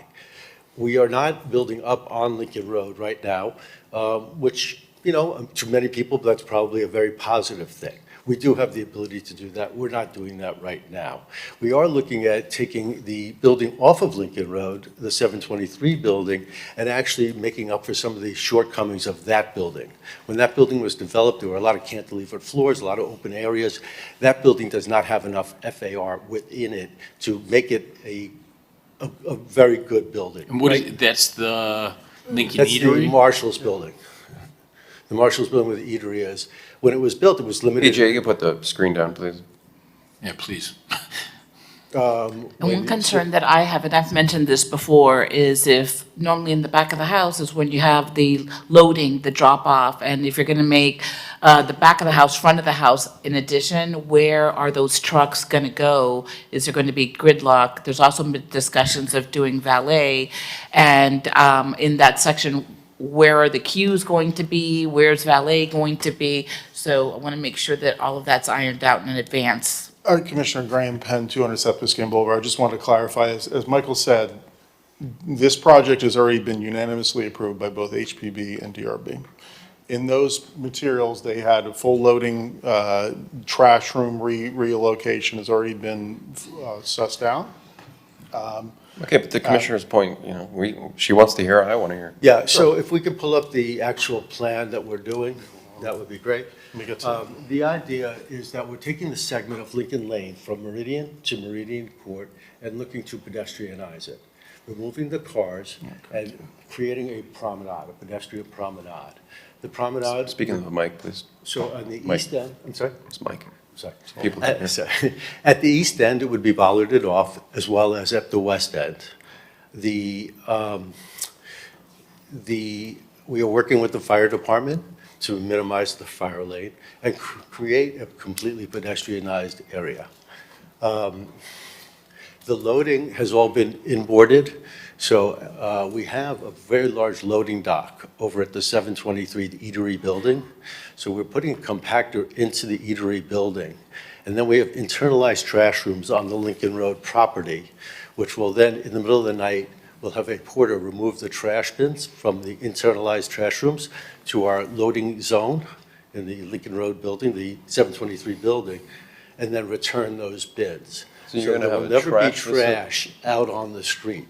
The goal is what we want to do is not have the dumpsters being put out on the street, wait for the trash people to come, pour the things into the truck, and then have things on the sidewalk. So you're gonna have like a trash We have a trash. rendezvous point? Yeah, it's already here. Yeah.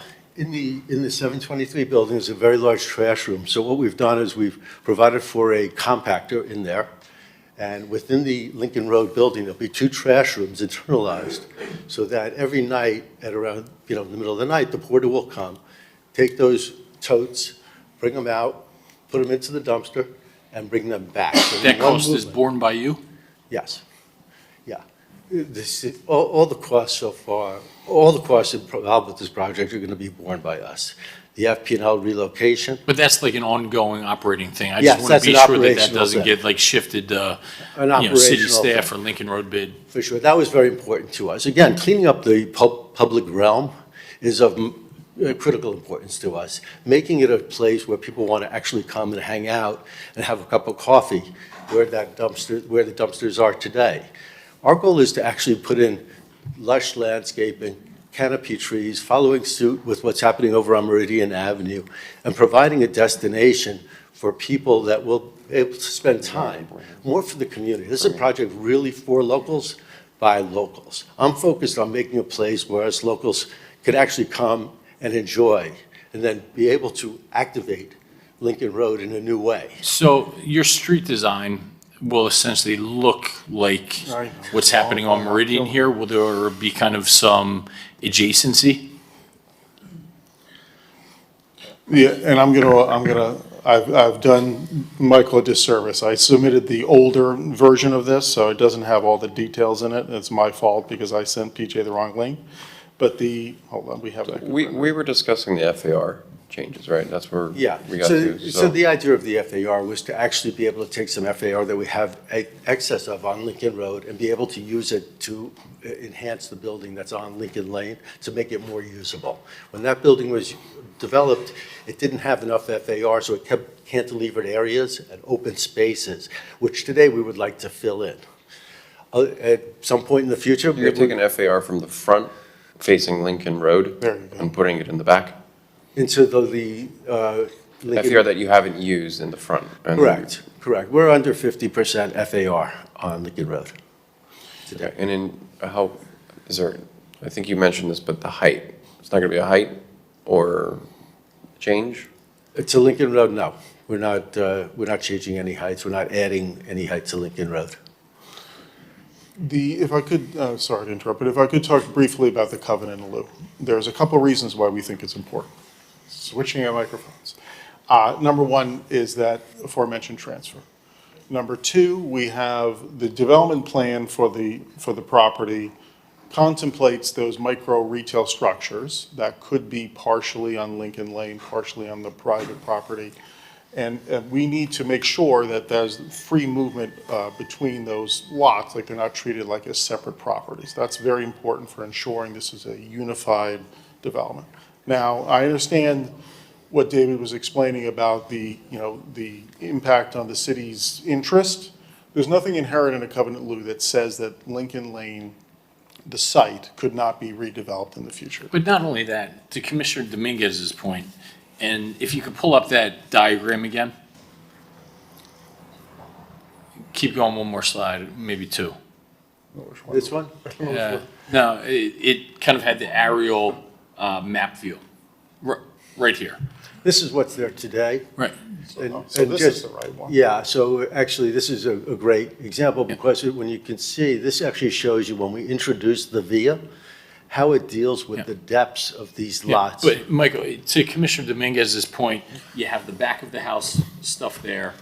You have, go back to the other one. You have the front of the house from the Lincoln Road Eatery, I'm just very hard pressed to think what anybody other than the property owner to the north and south would be able to do there, right? Because the back of the house needs to be accessed. You're able to uniquely do that because you're actually taking the trash pickup to the property to the north. And was valet resolved? Yeah, see, if I can show you onto this here, you can see to the east and to the west along Lincoln Lane. First to the west side, along Meridian Avenue, you can see where the two cars are parked there. That would be a valet zone, as well as on the east side, where we've created sort of a circular motion and a bollard situation there, where we'll be able to have valet on that side as well. Internalized here and along here are where the trash bins are. So there is no more trash bins out in this public realm. The path would be from here, coming across and into the loading dock here, and then bringing them back, the bins back in one fair motion. So we've dealt with the trash, we've dealt with the valet, and we've been working very close with fire to work through what their requirements are. Keep that, go back to the other one. Yeah. What do you say? Well, why not put the valet on Meridian Court? I'm sorry?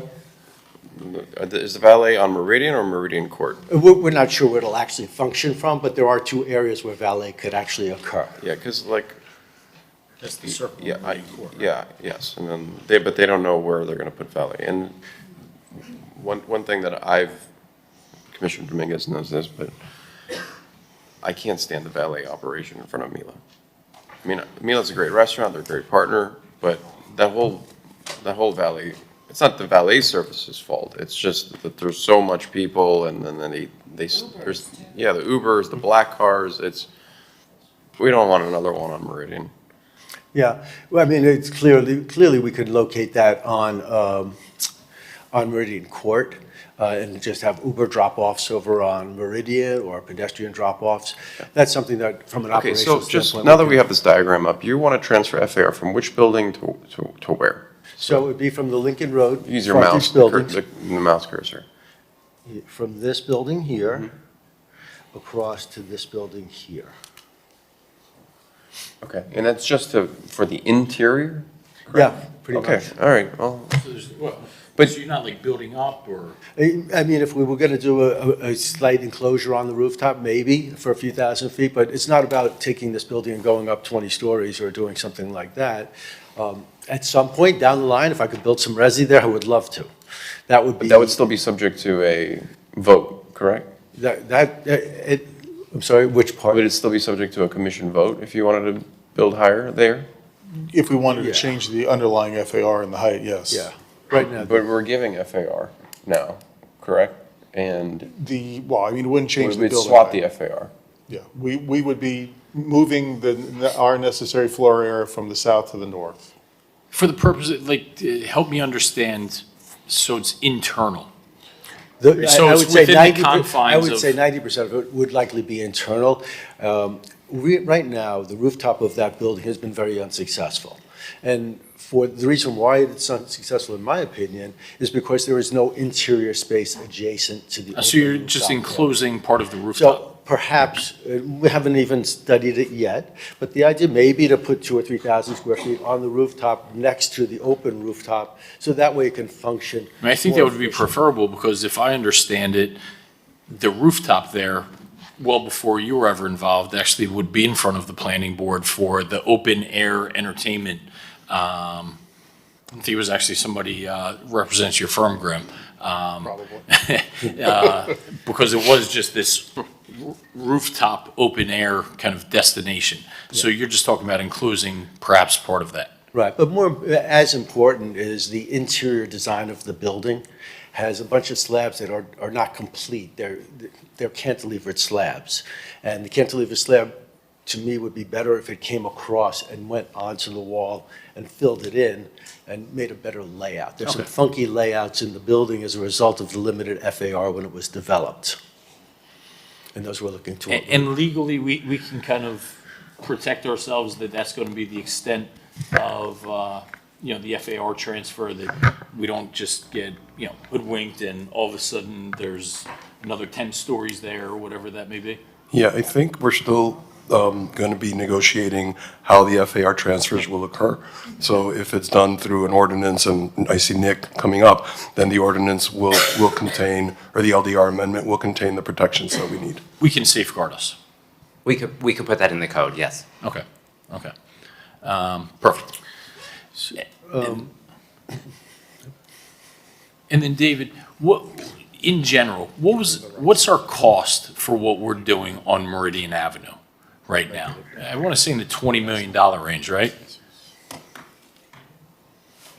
Yeah, okay. No, Somewhere yeah. south of 20 million, Yeah. but close. So we're essentially getting a public right-of-way improvement that we're paying $18 million for on the lane.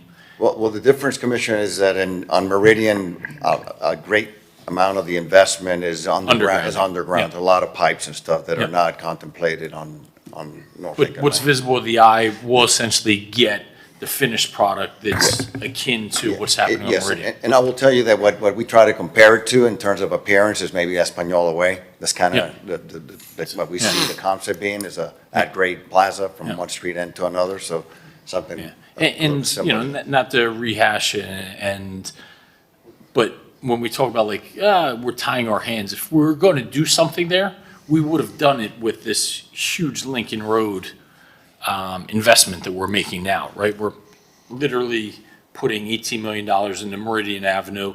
We're doing the same thing on Drexel. If we're going to do something on the lane, we would have done so. David? Just for informational purposes, the Lincoln lanes, both north and south, were originally looked at as part of the master plan by James Corner. The commission decided to focus only on Lincoln Road and leave the lanes for a future project. Okay, excellent, thank you. Can we put the... So we talked about public benefits and the improvements that we're looking to do to the street. Where'd that big tree? How can we hold him that it looks something, like, if it looks anything like this, sign me up.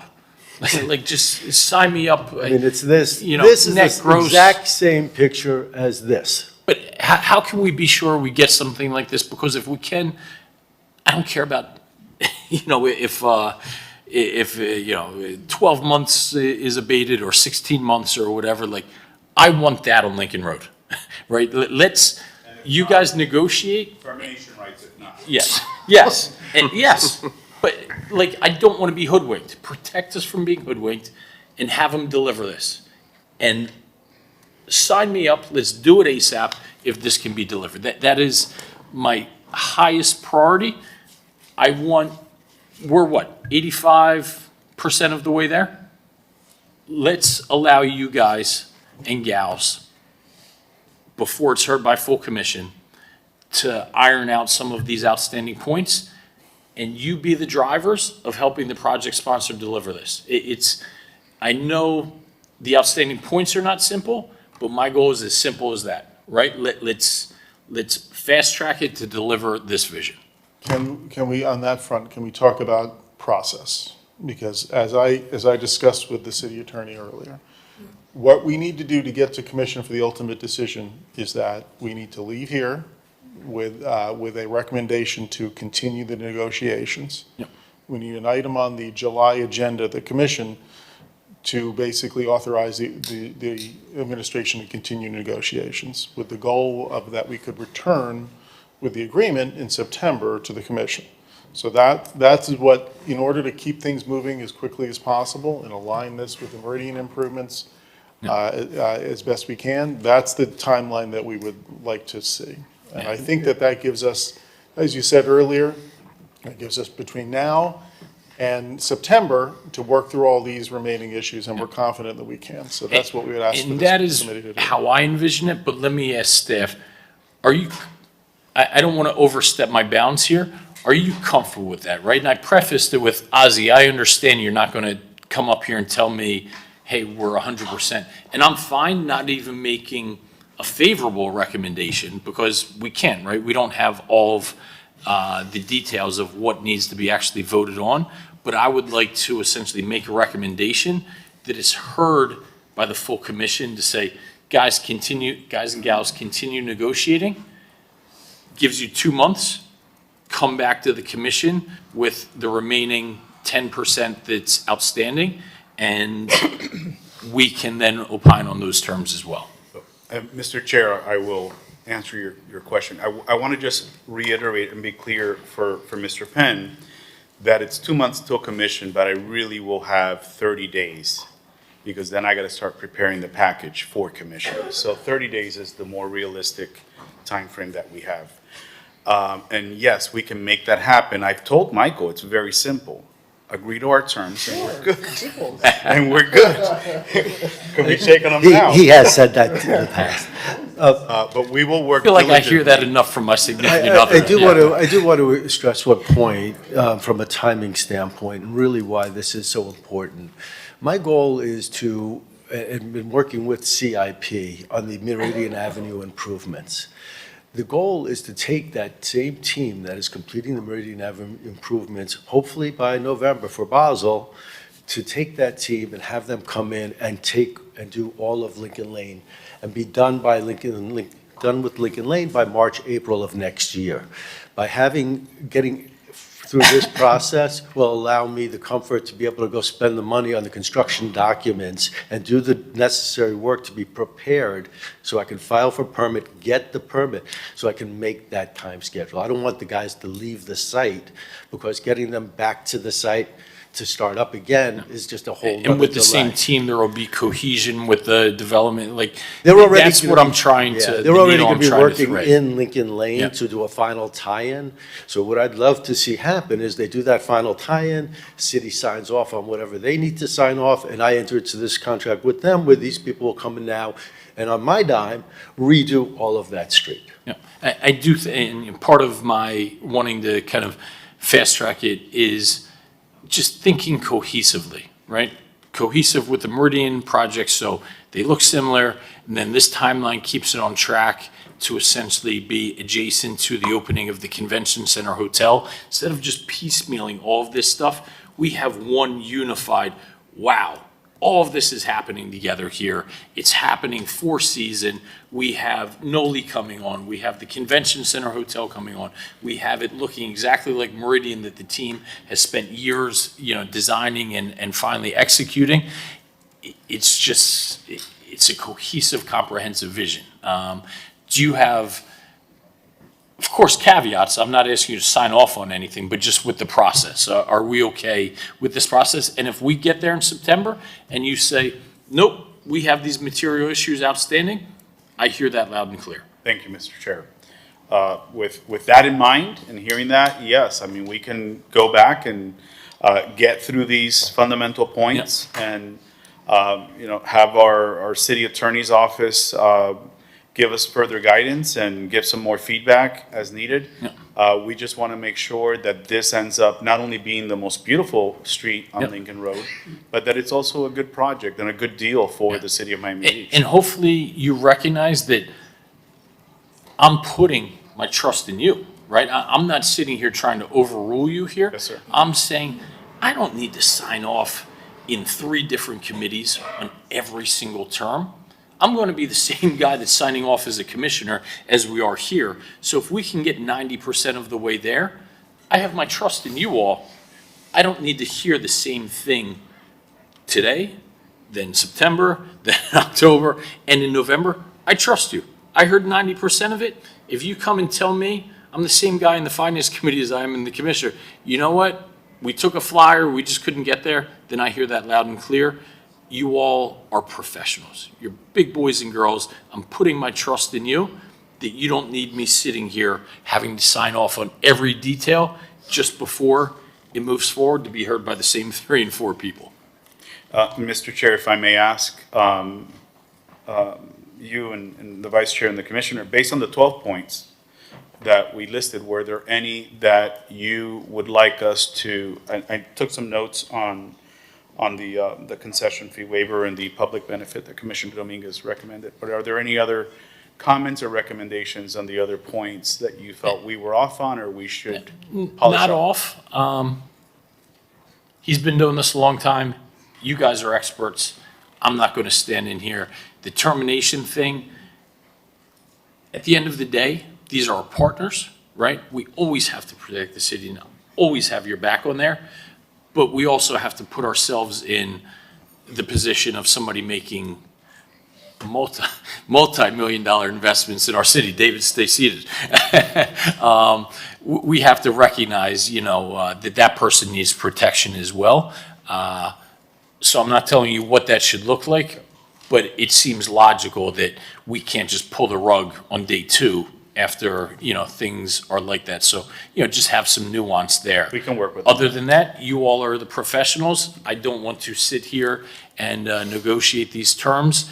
It's very rare for me to even sit here if you guys agree. Who am I to say otherwise? Wonderful, thank you. So Chair, is this is the intent of the committee, is this send this back to commission to finalize? Yeah, I don't even want to put a favorable recommendation or unfavorable because we don't know, right? We're giving them their rope and leeway to essentially get that other 10%. But I think we've heard the nuances and the details which committee is designed to do. And now we can move this along and we'll have very similar to the same discussion, but hopefully we're talking about how we came to an agreement on those outstanding points. Okay, so I think it would be returning to commission to discuss the final terms of an agreement between the city and the tenant. In September? Just leave that Yeah. mark. So who will be making that motion? I'll move it. Okay, Commissioner Suarez, seconded. Commissioner Magazine, all in favor? Are you saying you think we need to hear it in July? No. My point is not to hear all this stuff like 50 times. Mr. Chairman, all I want to make sure is that everyone's comfortable, including the city attorney, that this action today will move this to find that we do not need to go to the commission to authorize further negotiations in July.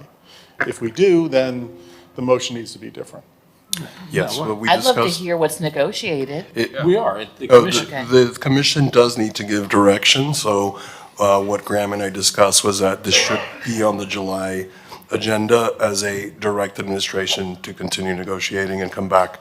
It could go back to commission for final approval of the agreement, or it could come to FERC early September and then go to commission, but whatever y'all I want. get this is process stuff, but I mean, these guys and girls are negotiating. So we have to give commission approval to continue negotiating? That's the way we do it, yes. We shouldn't do it like that. We need to, we don't want to overrule the process, but if that's the process, let's work together to make things more Yeah, efficient. the issue is committees cannot direct, and I know that staff has been negotiating in good faith based on this item having been put on agendas previously, but technically, the committee cannot direct the staff to continue to negotiate, although the negotiations will in fact continue. It's formalizing and the commission is formalizing the approval, basically. Okay, so So let me try this again. Since we did not vote on that motion, I think this would be returned to commission with a favorable recommendation. July. In July, to direct the administration to finalize the terms of an agreement between the city and the tenant. And if we can keep Commissioner Suarez as making the motion, Commissioner Magazine is seconding? Yep. We're all good? Okay. All in favor? Aye. Thank you. The item passes. Thank you, you, everyone. thank you, team, for all of this. Truly, hopefully you recognize, I want to put the power in your all hands and not tie you to think you have to come back here, the committee, to finalize every term. Do awesome things together, and we're partners. I have faith that we can, get this done in a time frame that works for everybody. So thank you all. Thank you. Thank you.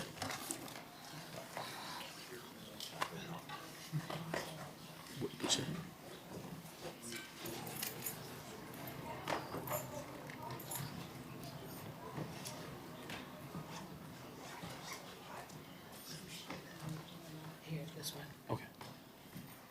14. So we'll hear NB 12. We have Mayor Minor on the line, and then we are going to hear NB 11 as well. So MB 12, discuss, take action regarding a citywide review of boards and committees to improve operational efficiency and streamline advisory functions, MB 12. Thank you, Altita. First of all, good discussion just now, and a lot of exciting things for our city and Lincoln Road. 9 new businesses that are going to be opening this year alone by year end, with some media coverage on that. So NB12, basically, as we've looked at our city budget, and really a shout out to our chair of magazine, but our entire commission for really being fiscally responsible. We're looking to be efficient with our resources, cutting each department 5% to really be lean and most efficient. But this item looks at committees. We have 48 committees throughout our city, mostly resident committees, and they serve an outstanding function. Nobody's questioning that. But looking for efficiencies, because there's a lot of staff time when we put these committees and have them, and how we can streamline that. And because time is money, and if we can have our city level people, and it's usually pretty high level people too within our city, and obviously time in a committee, taking minutes, preparing the agendas, that all takes time away from other work that we're asking them to do.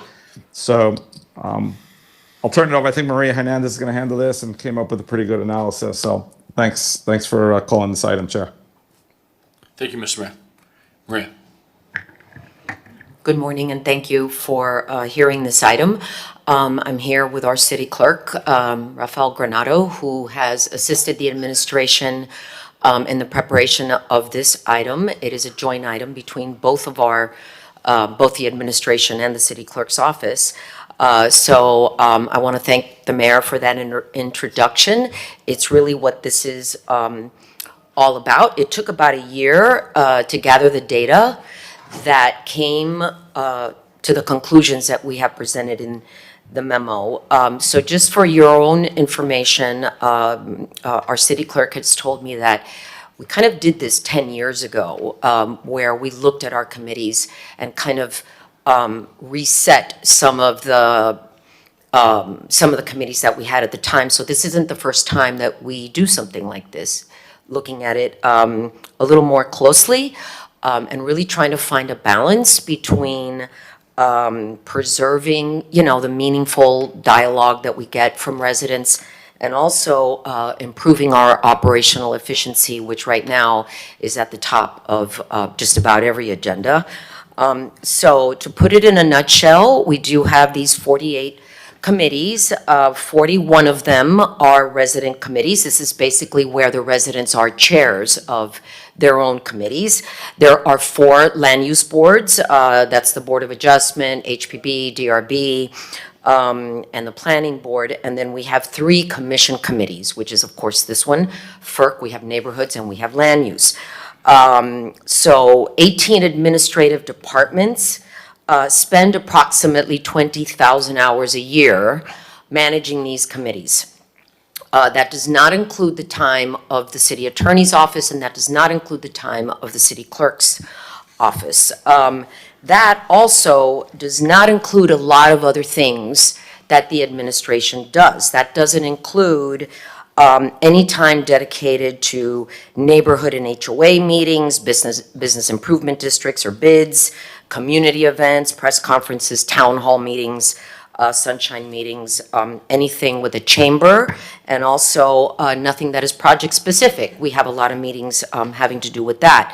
This is strictly the management of the 48 committees. That's where the 20,000 hours goes.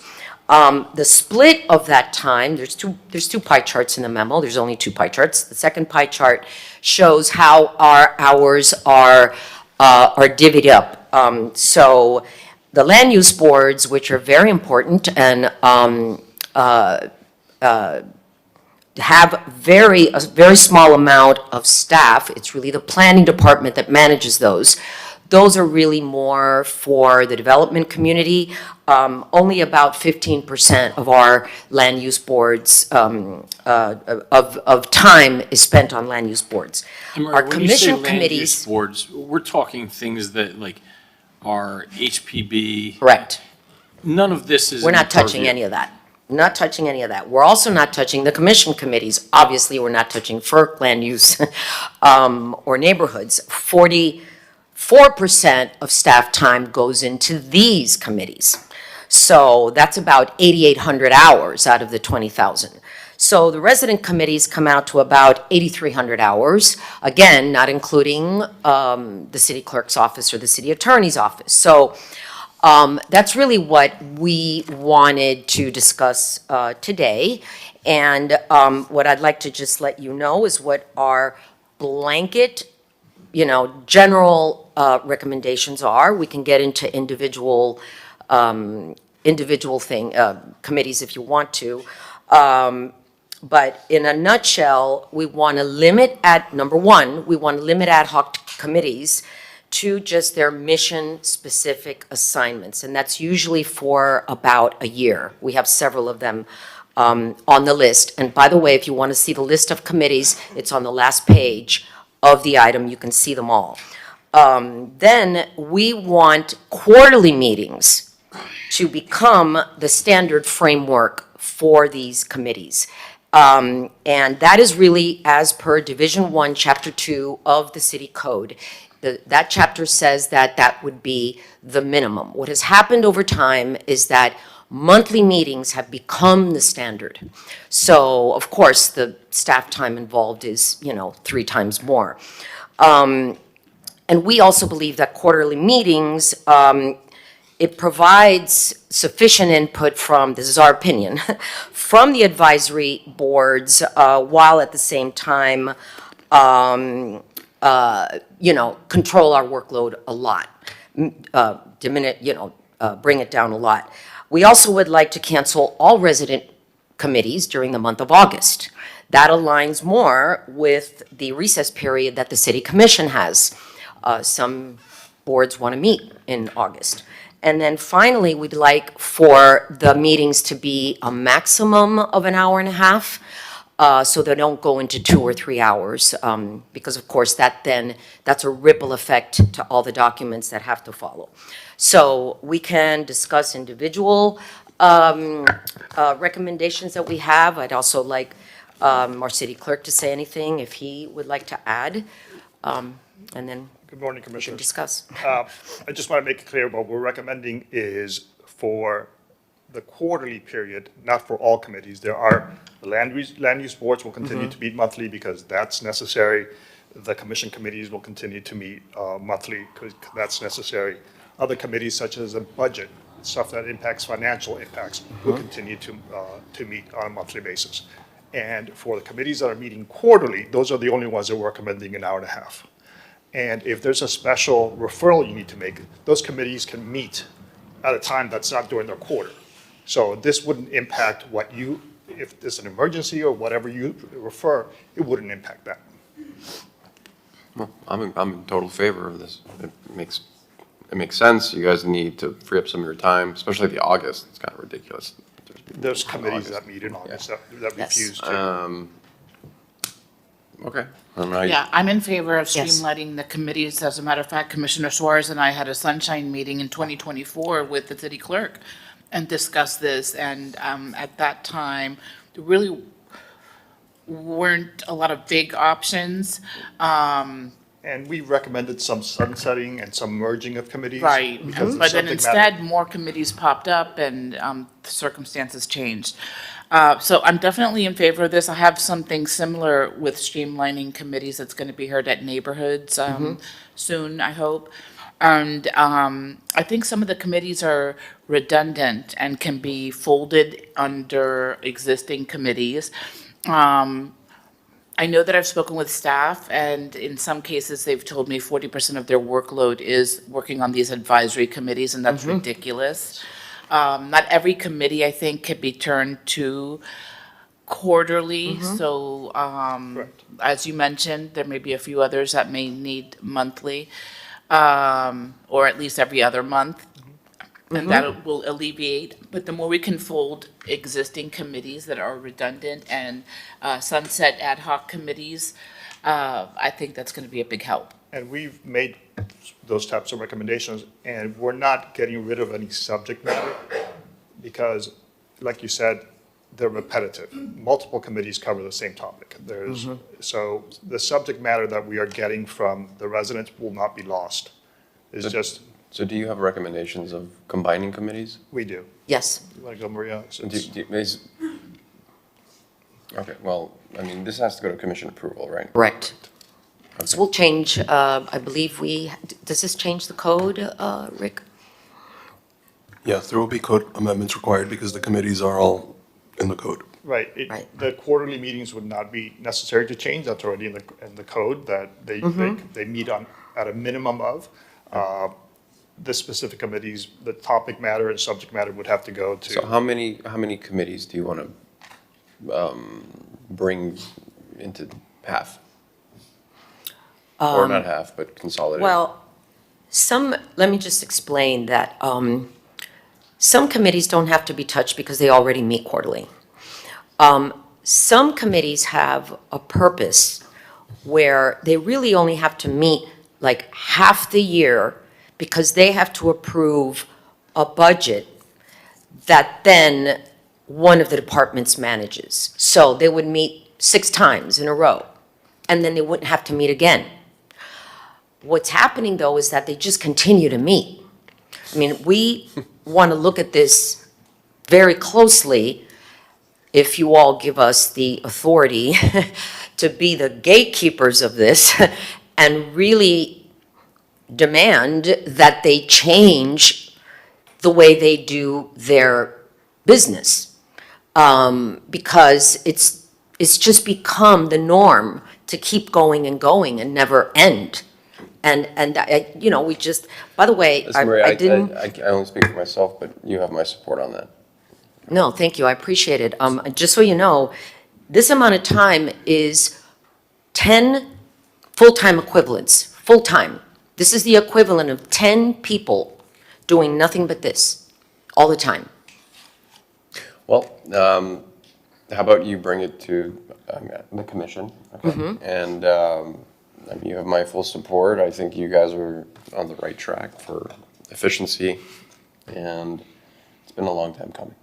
There's one subject matter we did not touch, but I want to get your opinion. We did not touch the ones where the liaisons are your aides, because that's your purview. But we think our recommendations are appropriate for all, but we leave that up to you. We have Animal Welfare Committee, Economic Commission for Women. Those are all run by you, LGBT. so we didn't want to invade your purview. No, But I I'd think say this besides the recommendation land is use something, boards and the ones that are like the commission boards, I think it should all be universal. But yeah. It should, it should be universal, including the ones that are chaired, not chaired, but liaison by our aides? Yeah, okay, great. I think I mean, that takes just. less is more, right? Less is more. They don't have to meet monthly. They're still gonna meet. They're still Yes. gonna. And they still get the benefits being on. Yeah, exactly. It's just, they're gonna meet quarterly instead of every month. And I actually think that'll make some of these committees much more efficient, actually, Agreed. because some of these committees, if you're meeting monthly, you have to look for things to discuss. Agreed. And I've seen it firsthand. Less is more for a lot of these, including for not just sucking up time, but actually making the committees themselves more efficient. So I'll make the motion to move this with a favorable recommendation? Yeah, I think it would be, because it's going to be multifaceted, because it might be code, and it'd be obviously going back as a resolution to support the things that be approved by resolution, and then some code issues. So I Right. think it's, if I'm looking at the item, return to commission with a favorable recommendation to approve the recommended policy direction regarding amendments to city code and enabling legislation necessary to improve operational efficiency and modernize the city's boards and committee structure. Commissioner Suarez made the motion, second. I'll second. Commissioner Magazine seconded. All in favor? Aye. And we will be hearing it again at neighborhoods. Yep. Same item, similar, And when will that be heard? next week. Okay. It's I mean, already maybe on the that's the agenda. detail of. Yeah, it we didn't hasn't get printed, but it's on the agenda. Maybe the detail of the folding in, because we didn't get into that here. Maybe that could be the purview under neighborhoods where they can target the folding in of certain committees. Okay, Okay, thank you. all right. Thank you you very all. much. Good discussion. Okay. Thank you, Mayor. Chair, I believe you said you wanted to hear MB 11 next? Please. Okay. MB 11, discussion of extension of Lincoln Road outdoor concession fee abatement program for an additional year in response to continuing construction-related impact, MB 11. Commissioner Dominguez and John, turn it over to both of you all. Okay. Hi, John, how you doing? Good, how are you doing? John Norris, Public Works Director. Before you, city looks really good. I say that to everybody. People that are in the audience, people that are not. We're on the world stage right now. From a cleanliness perspective, from an activation perspective, city looks great. So thank you for your team on the sanitation side.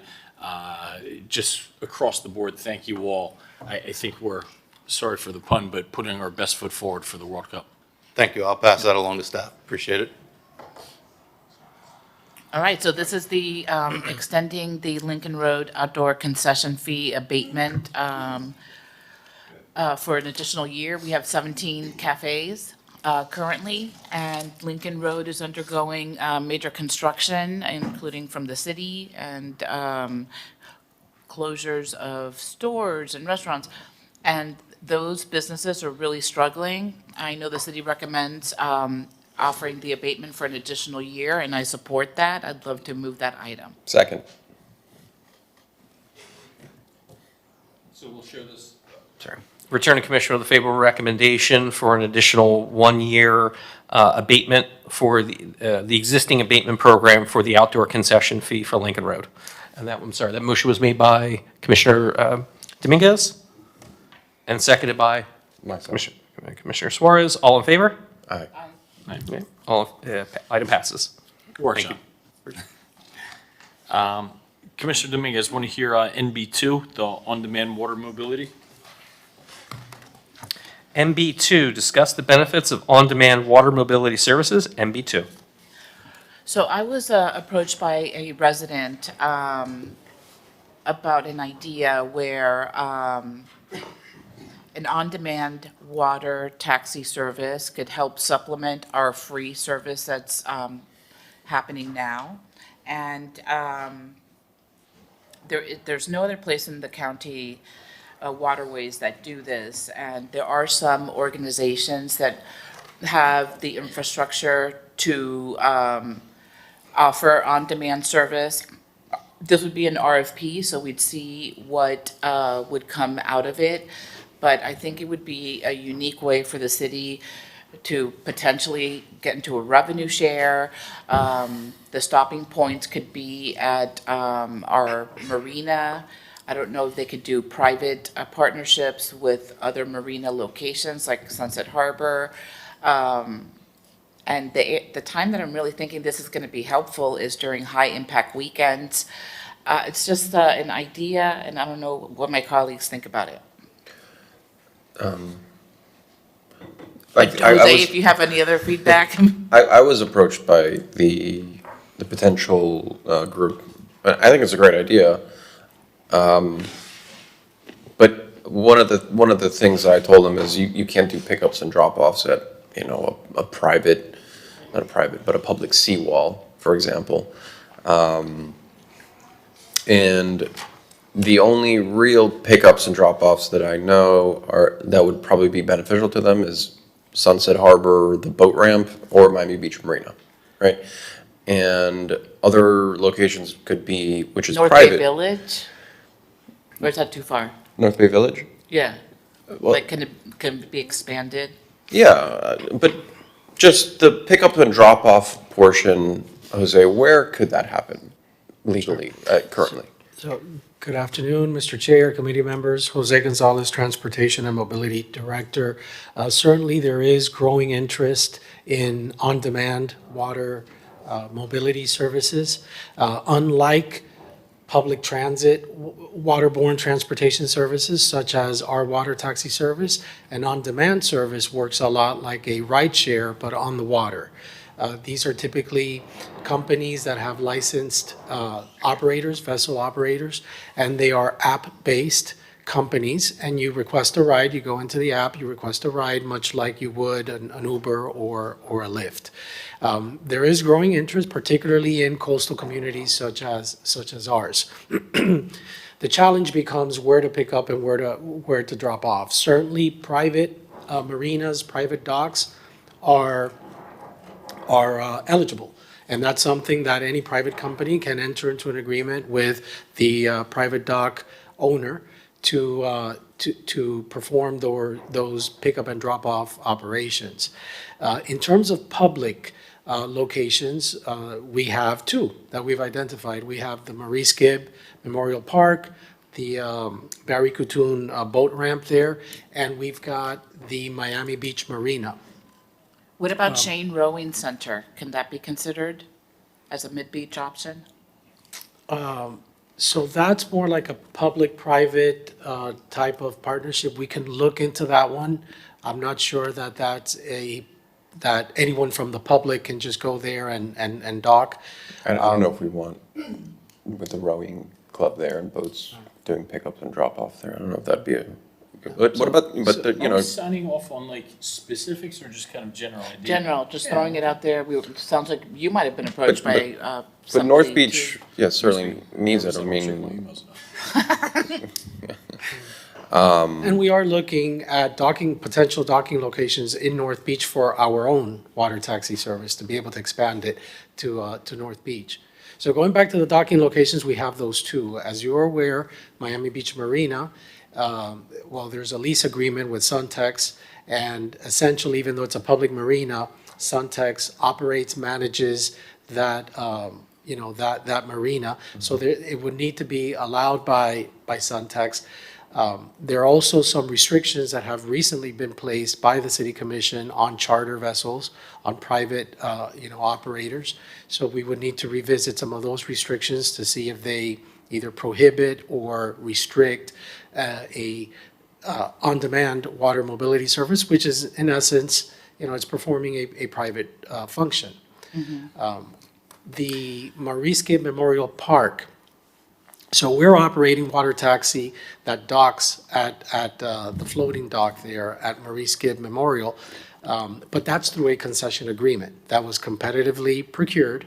Our vendor was competitively procured through a solicitation process, and there is a concession agreement that allows our operator to perform that function. So there would likely need to be, something similar for a private service over at Maurice Gibb Park. Well, There here's also what I our will code also- propose.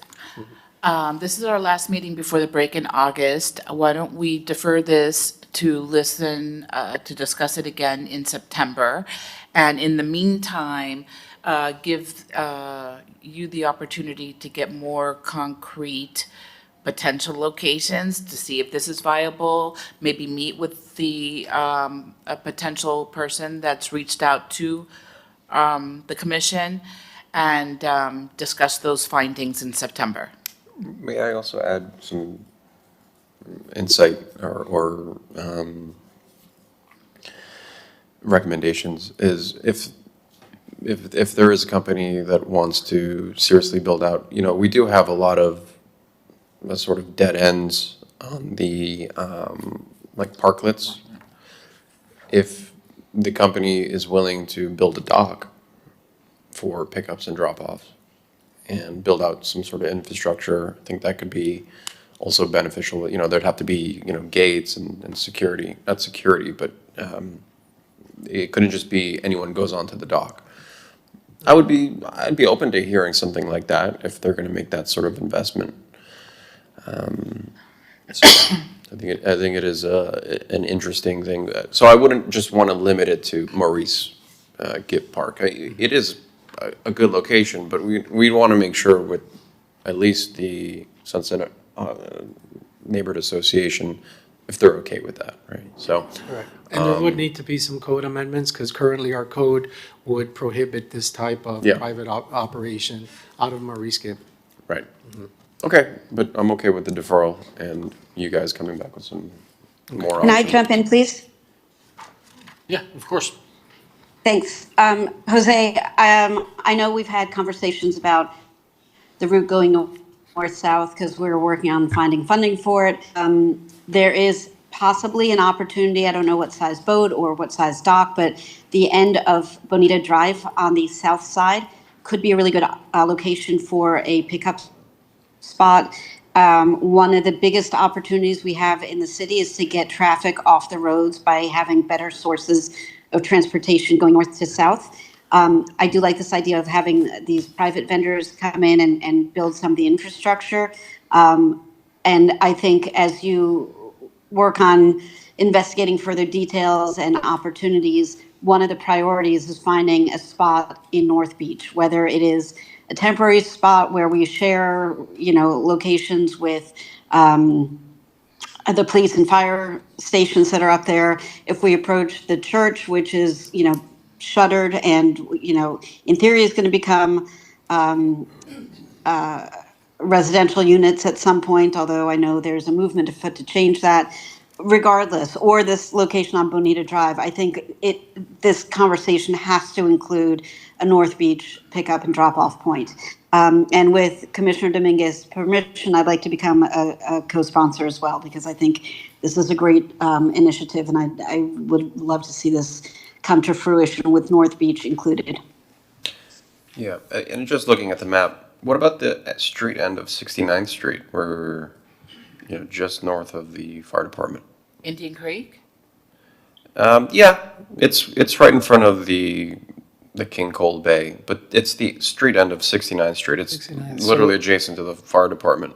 We are looking at that location. That's next to also close to the police. And the it's northeast between substation, it's Nest. between the church and the fire department. We're correct. We're looking at that area, and Commissioner Bott had a great point. She hit the nail on the head with Bonita Drive street end. That's public right-of-way, so we're also looking at that street end. Again, these, this investigation so far has been in the context of our own water taxi service, which is a mass transit service, but we, are happy to also look at these locations for potential private on-demand. Yeah, and it would be great if, if there is going to be, for example, a no bid waiver for some of these companies, or maybe there's not, I don't know, but building out infrastructure would be a huge benefit to us. Obviously, if they can build a sort of a dock, and even for North Beach, maybe even have, now that those derelict boats are gone, maybe you have something similar to Sunset Harbor, where you have like little finger piers and kayak launches, which could also be part of, because if they're gonna go through the process of getting a permit for a dock, it's gonna take a long time. Might as well just add other things in there as far as a public benefit. Agree. Okay. If I could jump in for a minute. It's a great discussion, love this, and as everyone has been mentioning, Jose and his team have really done a good job of mapping out additional pickup and drop-off locations. Some of them have been discussed right now in this meeting. There's also in the south of Fifth Marina, there's also discussions with Mount Sinai, so all that as subject to some additional funding should be, as we're doing, should be part of this discussion, because I think anybody who wants to do a sort of this additional on-demand is going to want to know where the city is going to have a service that's running free, because it might impede their business. And this is coming, and it's going to come fairly soon. So it all ties together. So I'm glad we're having this discussion. Okay, so we have a motion. And a Yeah, I second think so. to- I think Jose's gotten some information and he'll be able to come back. Obviously, because we're not only looking at, I think necessarily, because it's, like a water, literally an Uber or a taxi for maybe a individual or a family, it wouldn't be such a big boat. So you might be looking at public to public location, could be a private to public, picked up at your condo building and taken to Monty's, let's say, for dinner and return. So there's a lot of options there. But I think we'll show the item heard and discussed and return to FERC with additional information. We're good with Yeah, that? and on that point, and I believe it was referenced, but the north and south potential linking the entire Miami Beach, it would take a different, a lower scale boat, but still definitely doable to get under some of those bridges. But the possibilities are endless, and I know Jose has it mapped out. I took a boat tour with Jose and his team as well. We literally mapped out the city and different drop-off and pickup points, because certainly anything owned by the city is usable, and some of them are actually pretty ripe for doing it now with very little infrastructure costs. So there's a lot that can be done with minimal funding, we can really make a transportation. And what's great about this is a number of the county commissioners have taken taxi rides with me because they're looking at expanding it. Some of the neighboring cities to our north are looking to link to our water taxis. So this really has, in a short period of time, could be something that expands countywide as opposed to even just a Miami Beach link. Yeah, thank you, Mr. Mayor. I appreciate your years of advocacy in this. The water taxi has been a great success. Commissioner Dominguez and Suarez, thank you for expanding and elaborating it upon it. I think this is a tremendous opportunity as we look, for alternative transportation solutions. So, Jose, thanks for you and your team for continuing to facilitate. Thank you, Mr. Chair. Thank you.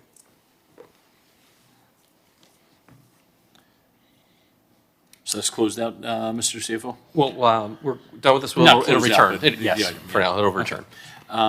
Let's get an update on parking. This is OB6. I've had this on for a while and don't want this to fall off. So let's have a discussion with that. Will, you're either the most responsive guy in the world, which I think you are. You were halfway up here before I even called the item, just in anticipation, but good job. Listen, understand that you and your department had a loss this week, and I think we'd all like to acknowledge that our hearts and condolences there for your department. I know we're in good hands with your leadership in helping troops push forward, but our thoughts go out to you all. I appreciate that. And the city as a whole. Very much, Commissioner. Will McDonald, Director. Hold on, I'm sorry. Let me just read an item in. OB6, discuss the resolution of the mayor and city commission of the city of Miami Beach accepting the recommendation of the Finance and Economic Resiliency Committee at its April 19, 2024 meeting to accept the city administration's update on the city of Miami Beach Parking Department enforcement efforts, OB6. Will McDonald, Director of Parking, City of Miami Beach. So this is obviously a very all-encompassing update. I will kind of go down each of them one by one. Some of them require some possible action. Some of them are more just along the lines of the theme of the memo, and that's an update. We'll first talk about let's just go right down the list, automated parking lot enforcement. So this is regarding the paid mobility. This was a program that was in effect when I came on board. This really serves to leveraging technology to be a force multiplier within the city. From my understanding, PAVE was here for approximately 1 year doing a no-action pilot. We started the actual actionable pilot, which means that citations went live on November 1st in one lot. We started 3 other lots on January 1st. I've included a table with the citation data that is included in this. So this really just allows us to, we talk about it, but to deploy our parking enforcement specialists to quality of life safety items. Obviously, over the last several months, this has been a focal point of the commission, and this really just allows us to continue that push.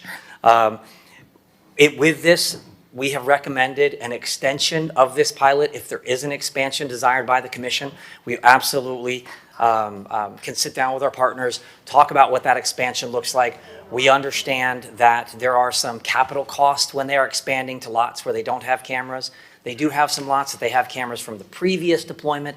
So this can be a conversation that can be had, but as I think I've shown in the last year. Those capital costs are borne by us, or that's part of the negotiation? No, that's part of the negotiations. And I think I'll just say that the theme of this goes along with, I feel what I've shown during my tenure is that I love technology. It is, whether it's garages, whether it's in lots, whether it's on the street, technology can allow us to do our job better. Ending resident tows, the text before tow, all of these are technological advances, and our team will absolutely continue to work with our partners to ensure that we do it in a responsible manner, but it allows our team to remain effective in the field. Yeah, I think what you've heard, a theme from this commission up here, and especially from this body, is efficiency, government efficiency, I don't want to say work smarter, not harder. I'll say work smarter. Let's all work harder always. But where let's work harder in other areas where we can leverage technology to work smarter and more efficient in some areas.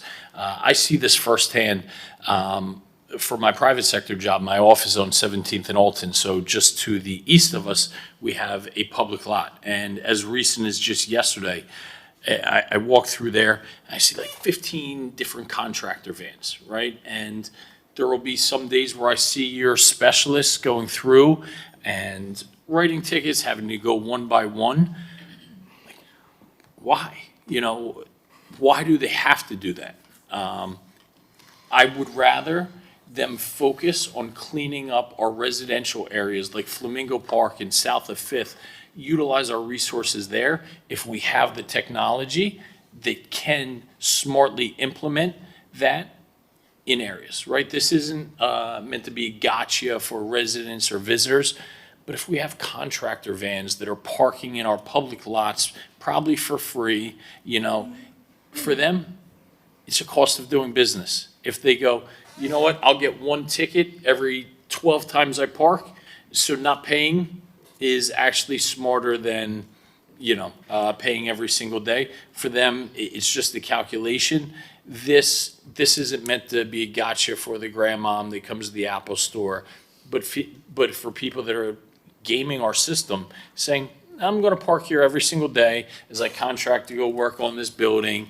And you know what? My data shows me I'm only getting caught once every 12 times because your people can't be everywhere at all times. This frees them up to be the places that they need to be, and we can use our technology to be the places they don't have to be. So I very much welcome an expansion of this. You just even putting that out there into the universe kind of tells me, tell me if I'm reading it wrong, that you're comfortable with the technology, you think it's efficient, it works well. So I'd welcome an expansion, you know, in our South Beach and even Mid-Beach areas. I remember a few years ago where we talked about some of those lots, preceded your time in the Mid-Beach areas, maybe by the Eden Rock, maybe across the street from like the Addition, wherever we have that lot there. But to the extent where we don't need our parking specialists spending their time on commercial lots, right? Let's not have them do that. Let's have them focus on our residential areas. I 100% agree, and I'll point out that actually one of the pilots is in P71 right beside Eden Rock, and I know when I first got here, that lot has approximately 400 spaces inside of it, and the amount of time that it takes for one individual to walk along that and scan every single license plate by tablet really kind of, I'll just say, triggered me in a way of like, there's got to be a better way than this.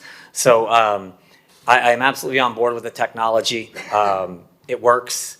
There's still a part of it that also we do not issue citations to residents. So this is a resident savior.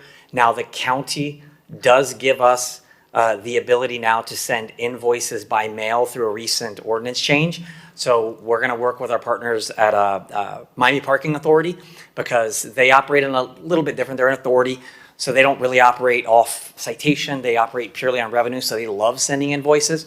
So we're going to start building that into our workflow as well because, you know, obviously if this rolls out citywide, this technology, you know, there's people that are used to running in for 5 minutes or, you know, 50, or I'll say 25 minutes because also one of the great things about the technology is there's a grace period in these parking lots. So nobody that pulls in for 5 minutes is getting a ticket in the mail. You know, we've built in a fair grace period to let somebody come in, get their stuff ready, go to a payment machine, get on the app, figure out how to do it. So we're working some boundaries, we're still working it out. How many lots is this currently on? Right now it's on 4 parking lots. Okay. And you guys are recommending more? So I will say that we definitely recommend the extension. If there's an expansion that's warranted, we've had to talk with our partners. And so we do have cameras in lots that are currently there. There's also that are there from the previous pilot.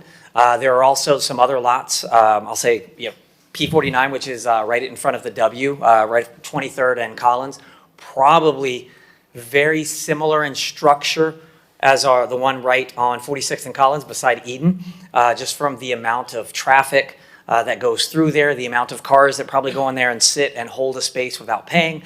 So we've had the talks already regarding Lincoln Lane South, a lot of those parking lots. So how much How much additional revenue was a result of this program? So these cameras primarily issue $36 violation. So $4 of that 36 goes to crossing guards, so which leaves $32.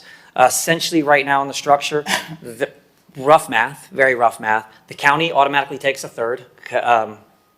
County, and then right now, essentially a third goes to the city and a third goes to the vendor. Total, we've had about 36,000 to date, and that's from November until the end of May. Just $36,000? No, 36,000 citations. Oh. 36,000 citations. And so and that's how many have been paid through the county. So I just want to know, I'm just trying to compare apples to apples. Okay. How much was that a particular lot making before, and now what is it making now? So ironically enough, we pulled the data from 25 to 26. The transactions have actually decreased in these lots. So the revenue has gone down. But I want to make it very clear, I'm taking citation revenue versus actual transactional revenue. But those two live in different worlds. So citation revenue is absolutely gone up because as the chair pointed out, we have 10 human beings that are on the road at any given time. And so you can go through a lot in a shift and then not come back to that lot for 3 hours. And when you look at the average stay in a lot of our lots, the average stay a lot of times is 2 hours, an hour and a half. And so if somebody goes in there for 30 minutes, we'll never catch that individual. So the citation revenue is absolutely exploded because in the previous history, the city never placed a priority on sending team members into this lot because it just, Okay, so just can you give me the delta, please? Yeah, it's I would say, from a financial aspect, it's not even comparable. We will never be able to do what cameras can do with people. It is expensive. Yes, well, if you can give me the amount, I would like to just process that in my head. So with these 4 lots, with one being the primary driver, there's been about $360,000. 360,000 what? $360,000 that has come into the city over this 7-month period. That we would have not seen you typically? Correct. We would have not seen that. And that's just for a quarter? 7 months. Okay. 7 months. Now, for only 4 lots. This is 4 parking lots. Now, one of them happens to be our largest lot in the city because it was a great test case. Which one? P71. So it's 46th and College, right beside the Eden Rock. Okay. And so, while in the previous history, and I'll be very blunt, so I looked at the time period, and this was before I arrived. I want to put that precedent out there. So the January to the June, before the cameras were installed in 2025, the department had only written 200 citations in that lot, whereas the total for that lot over 7 months was about 4,000. So look, when I look at these numbers and you take into consideration efficiency and manpower of the parking department, not having to take time to manage something that could be done efficiently, why don't we just roll this out to the rest of the city for all the parking lots? Like, for example, North Beach, we have, 92? P-lot 90, it's a 300 parking spot lot, and I'm assuming North Beach residents would rather the parking department take their time on enforcing residential parking as opposed to $32 or $36 citations at the parking lot. So, perhaps that's another parking lot that we should start utilizing this technology for. So actually, I love that idea for the lot. However, that is also we're working with our CIP partners. That's a lot that's supposed to undergo construction. Yeah, but that could be like a couple of years from now, correct? I keep hearing, I don't want to speak out of hand, I keep hearing it could be summer of next year. And so I don't want to. Or maybe in general. Yeah. We don't have to say any specific lot, but I think, if we're seeing efficiency increases like this, like for instance, my ex-mother-in-law, She drives a gray Toyota Camry, license plate VH8 742. She parks every Tuesday at the W lot for 3 hours without any tickets. Okay? Good, Commissioner. We're good, sir. But kidding aside, I mean, we're seeing 20-fold increases in efficiency. Let's roll this out across the board because one. No, of course, the devil's in the details. We'd like to make sure that it's a fair, I don't, you know, we have a contract with these 4 lots, but if we're gonna be rolling this out citywide, we're gonna probably want a more of a robust contract that we're gonna wanna have input in. But I'm ready to just move this forward citywide. I don't wanna just limit this to, I don't know, I think the ask is south of 23rd. I want to do this all over the city, and then free up your resources for what matters the most, which is residential parking, commercial delivery parking, et cetera. So, you know, I think I would like to make a motion for the city administration to start negotiating all city parking lots with this technology and come back to FERC for the details of that contract. Are there, because I think there might be more than one item, are there multiple items to this update, or is this the action that you're looking for out of here? So yeah, the others, there are no, I'll say, required update or required actions on the rest of the updates. Okay, yeah, so look, Will, we want to be efficient, right? Yes, sir. This is going to bring in, and I do want to say that I don't want residents being punished by this. Like, I think there's, you know, that could be part of the contract, obviously, if it's a resident registered vehicle, you know, maybe they get the first 30 minutes free, right? Or they're free, period. I want to be able to free up all the parking resources to what we as a commission have really hammered you on, right? Like, you guys honestly should not be enforcing, you know, parking at these parking lots, for visitors. And that should just be done through AI or technology. So, yeah, every single parking lot should have this. And with North Beach, I mean, I don't know, the representatives here, I don't know if you guys are okay with, you know, building something out for something that potentially is gonna, you know, it will be demolished in 18 months, maybe 3 years, but who knows? My concern is getting parking enforcement off of that parking lot and into the North Beach residential areas. Yes, sir. That's something you guys are willing to do? I don't know if you guys want to come up and say if that's if you're interested in that, putting it into a location that it's not going to be there in a potentially 18 months or a couple of years. Maybe you can move that equipment to another spot. I'd like to hear if that's something that would be interest of you. Thank you and good afternoon. I'm Fred Brademeyer. I'm a co-founder of Paved Mobility. And we appreciate the feedback and the city's willingness to look at an expansion and extension of this pilot. Exactly what you're talking about is one of our only concerns. If it's 18 months, 24 months, yes, it's something that we're very interested in.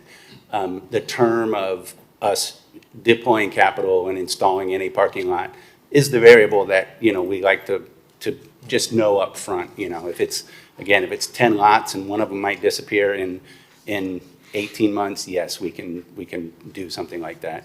If it's it's 4 lots and they all might go away in 6 months, that would be a different scenario. No, but this particular lot in North Beach is the biggest lot, and it's anywhere from 18 months to 3 years when we would put a shovel in the ground. But in the meantime, we want to free up our parking resources, enforcement out of that lot and into the residential areas. So, you know, it would be great if you could consider that lot. It's going to be, you know, short-lived from this point, but we would be very interested in that, yes. Okay. So I think we can show this return to commission with a favorable recommendation to advance the new technological procurements at all city lots as discussed. So we'll show Commissioner Suarez, I think, making that motion. Yes. Second. Jason, can you repeat the motion? Return to commission with a favorable recommendation to advance new technological procurements at all city lots as discussed. Because there may be procurement, maybe contract negotiations, keeping it generic. Well, if the intention is to stay with Paved Mobility, then it would be to recommend to expand the contract with Paved Mobility, waive procurement for the contract. Okay. So we'll show it to advance. You guys feel okay with that? Okay. To expand the paved mobility agreement. Yeah, they've proven themselves, so. And waive bidding, at all city lots. Mr. Chair and Commissioners, just one thing, you mentioned residents a couple of times, and we'll explain further, but I believe that there is a program right now where the residents are not receiving citations. So by zip code, if we recognize that a vehicle is registered to Miami Beach, they do not receive a citation. Instead, I believe they receive a warning or notice letter saying, hey, you forgot to pay, you owe us 75 cents or something. So the residents are being excluded from this type of enforcement. Now that you're up here, Ralph, another part of the contract would, if we're gonna be rolling this out citywide, I'd love there to be funds dedicated to improving the lots. For example, I don't want any curbs that are broken. I want the landscaping perfect. Trash, debris picked up. Okay, I think that should fall, on the operator if it's possible. That way we can free up sanitation dollars there. But remember, if we're going to be expanding this citywide, you're going to have a greater real estate. And we'd want you to invest in the parking lots, infrastructure, and beautifying it. Right? So, as far as sanitation, the looks. I mean, are you guys okay with that? Look, it all boils down to dollars and cents. So yeah, if we're getting an appropriate share of the revenues of the citation. Yeah, and that'll be between you and staff. I'm not going to get into I'm not going to micromanage how you guys do that, but at least for myself, and I don't think there's any disagreement up here, we would want our parking lots to be pristine, okay? So if we're gonna be given this as a no bid, and we are going to expand this citywide, there should be certainly a capital improvement to our lots. So, bit of a side, but right now our department is currently working with a vendor that is approved by the city to provide a 10-year capital improvement plan for not only our garages, but also our parking lots. That was one of the first things I identified when I got here, because it used to be, I'll say, bifurcated, where our parking lots, although the repair or the structure was paid for out of parking funds, parking didn't necessarily have a hand in creating that plan. And so we've worked really well with our facilities partners to say, hey, we want to be part of creating that plan. And so this CIP plan over 10 years will now allow us to say that this contract will come out and say, this lot needs X done this year, this lot needs X done that year. So you're saying you have a program and a process already for that improvement? We're about to get there. I'm saying we're on that path because I see what you see, sir. Yeah, if I could add. And so that's going to hopefully go in tandem with this proposal if it gets favorable votes from the commission. That would be excellent. Yeah, if I could add on to that, yes, that's something that Will and I have had a discussion since he's come on board, was developing a long-term 5-10-year renewal and replacement program, so we have exactly what you're talking about, is that our lots and garages, but in this case, we're talking about lots, to look beautiful, to be paved when they need to be, striped when they need to be, landscaping improved when they need to be. This is a separate enterprise fund that uses its own parking dollars. It's well capitalized and has the ability to execute those projects, so they're working diligently to put together a detailed plan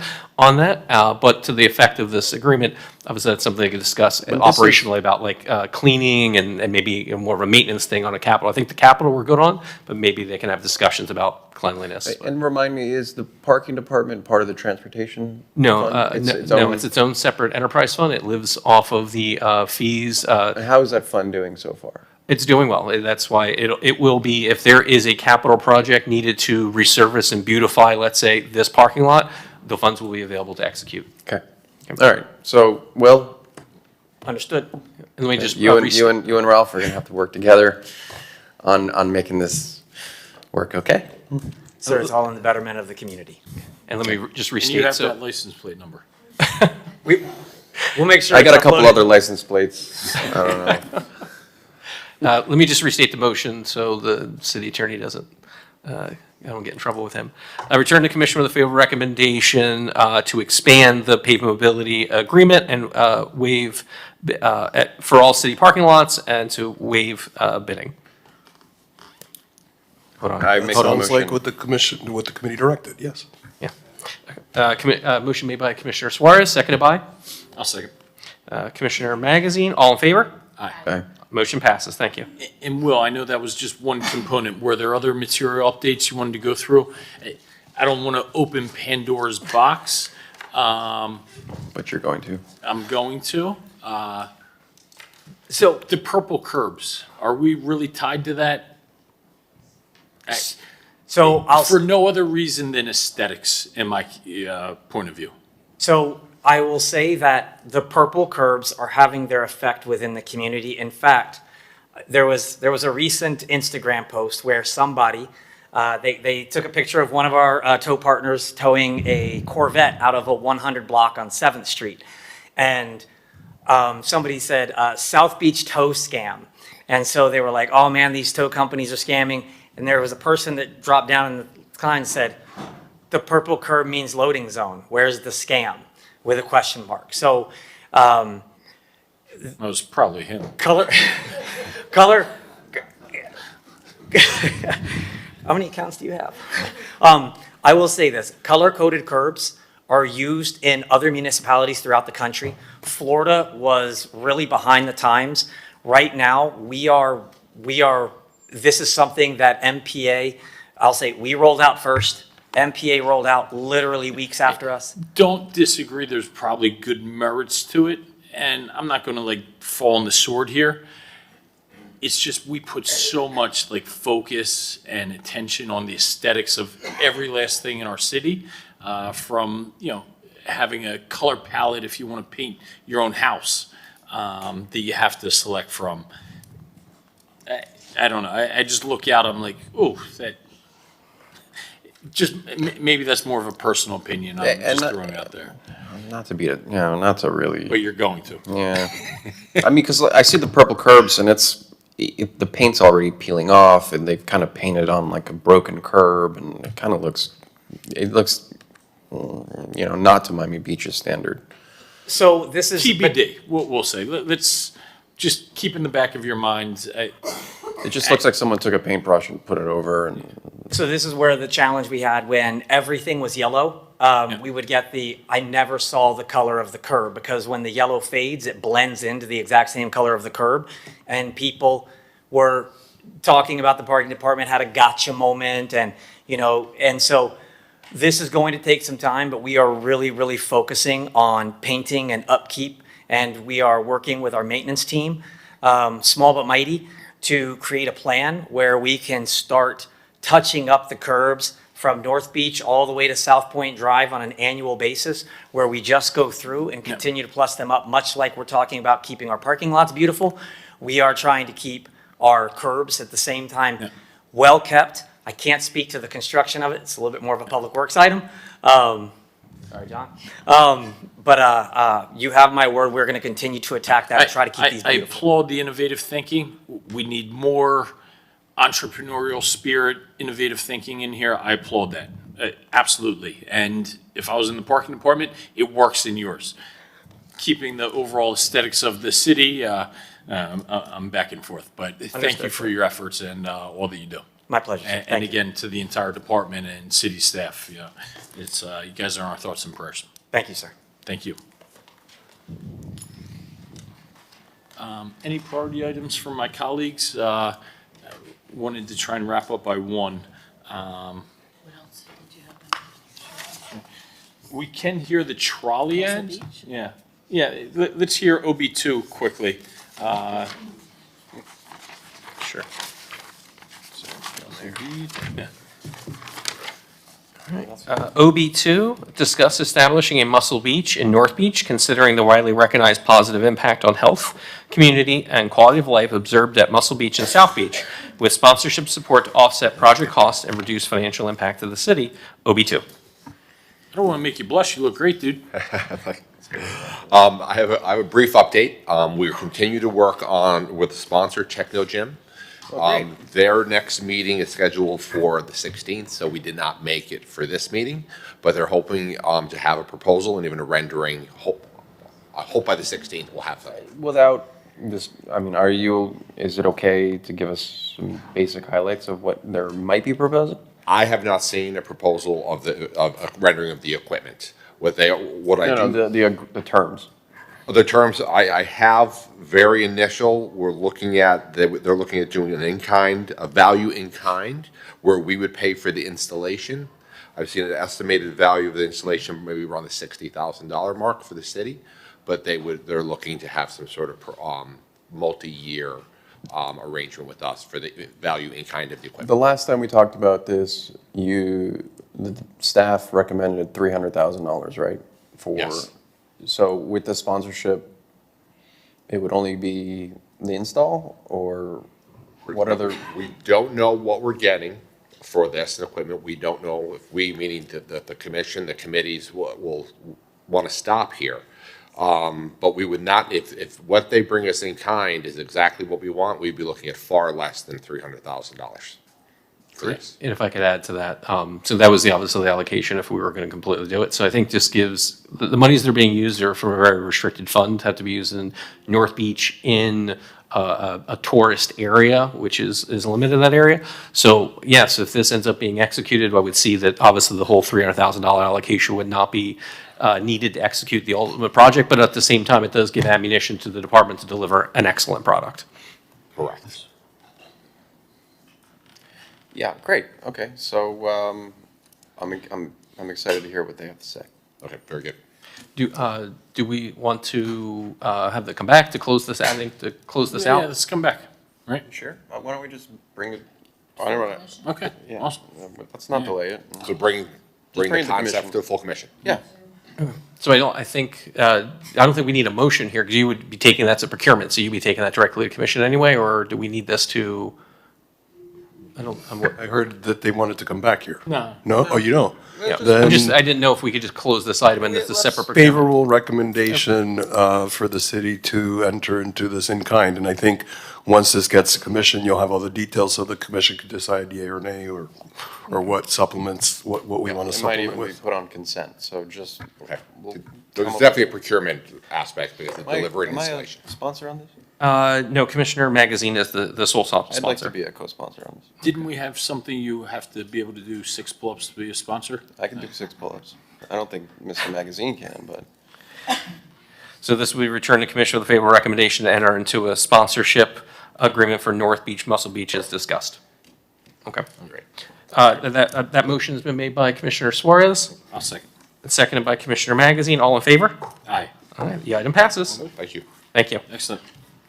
I think we'll wrap things up, Jason. We'll show the meeting adjourned. Thank you very much. Thank you all.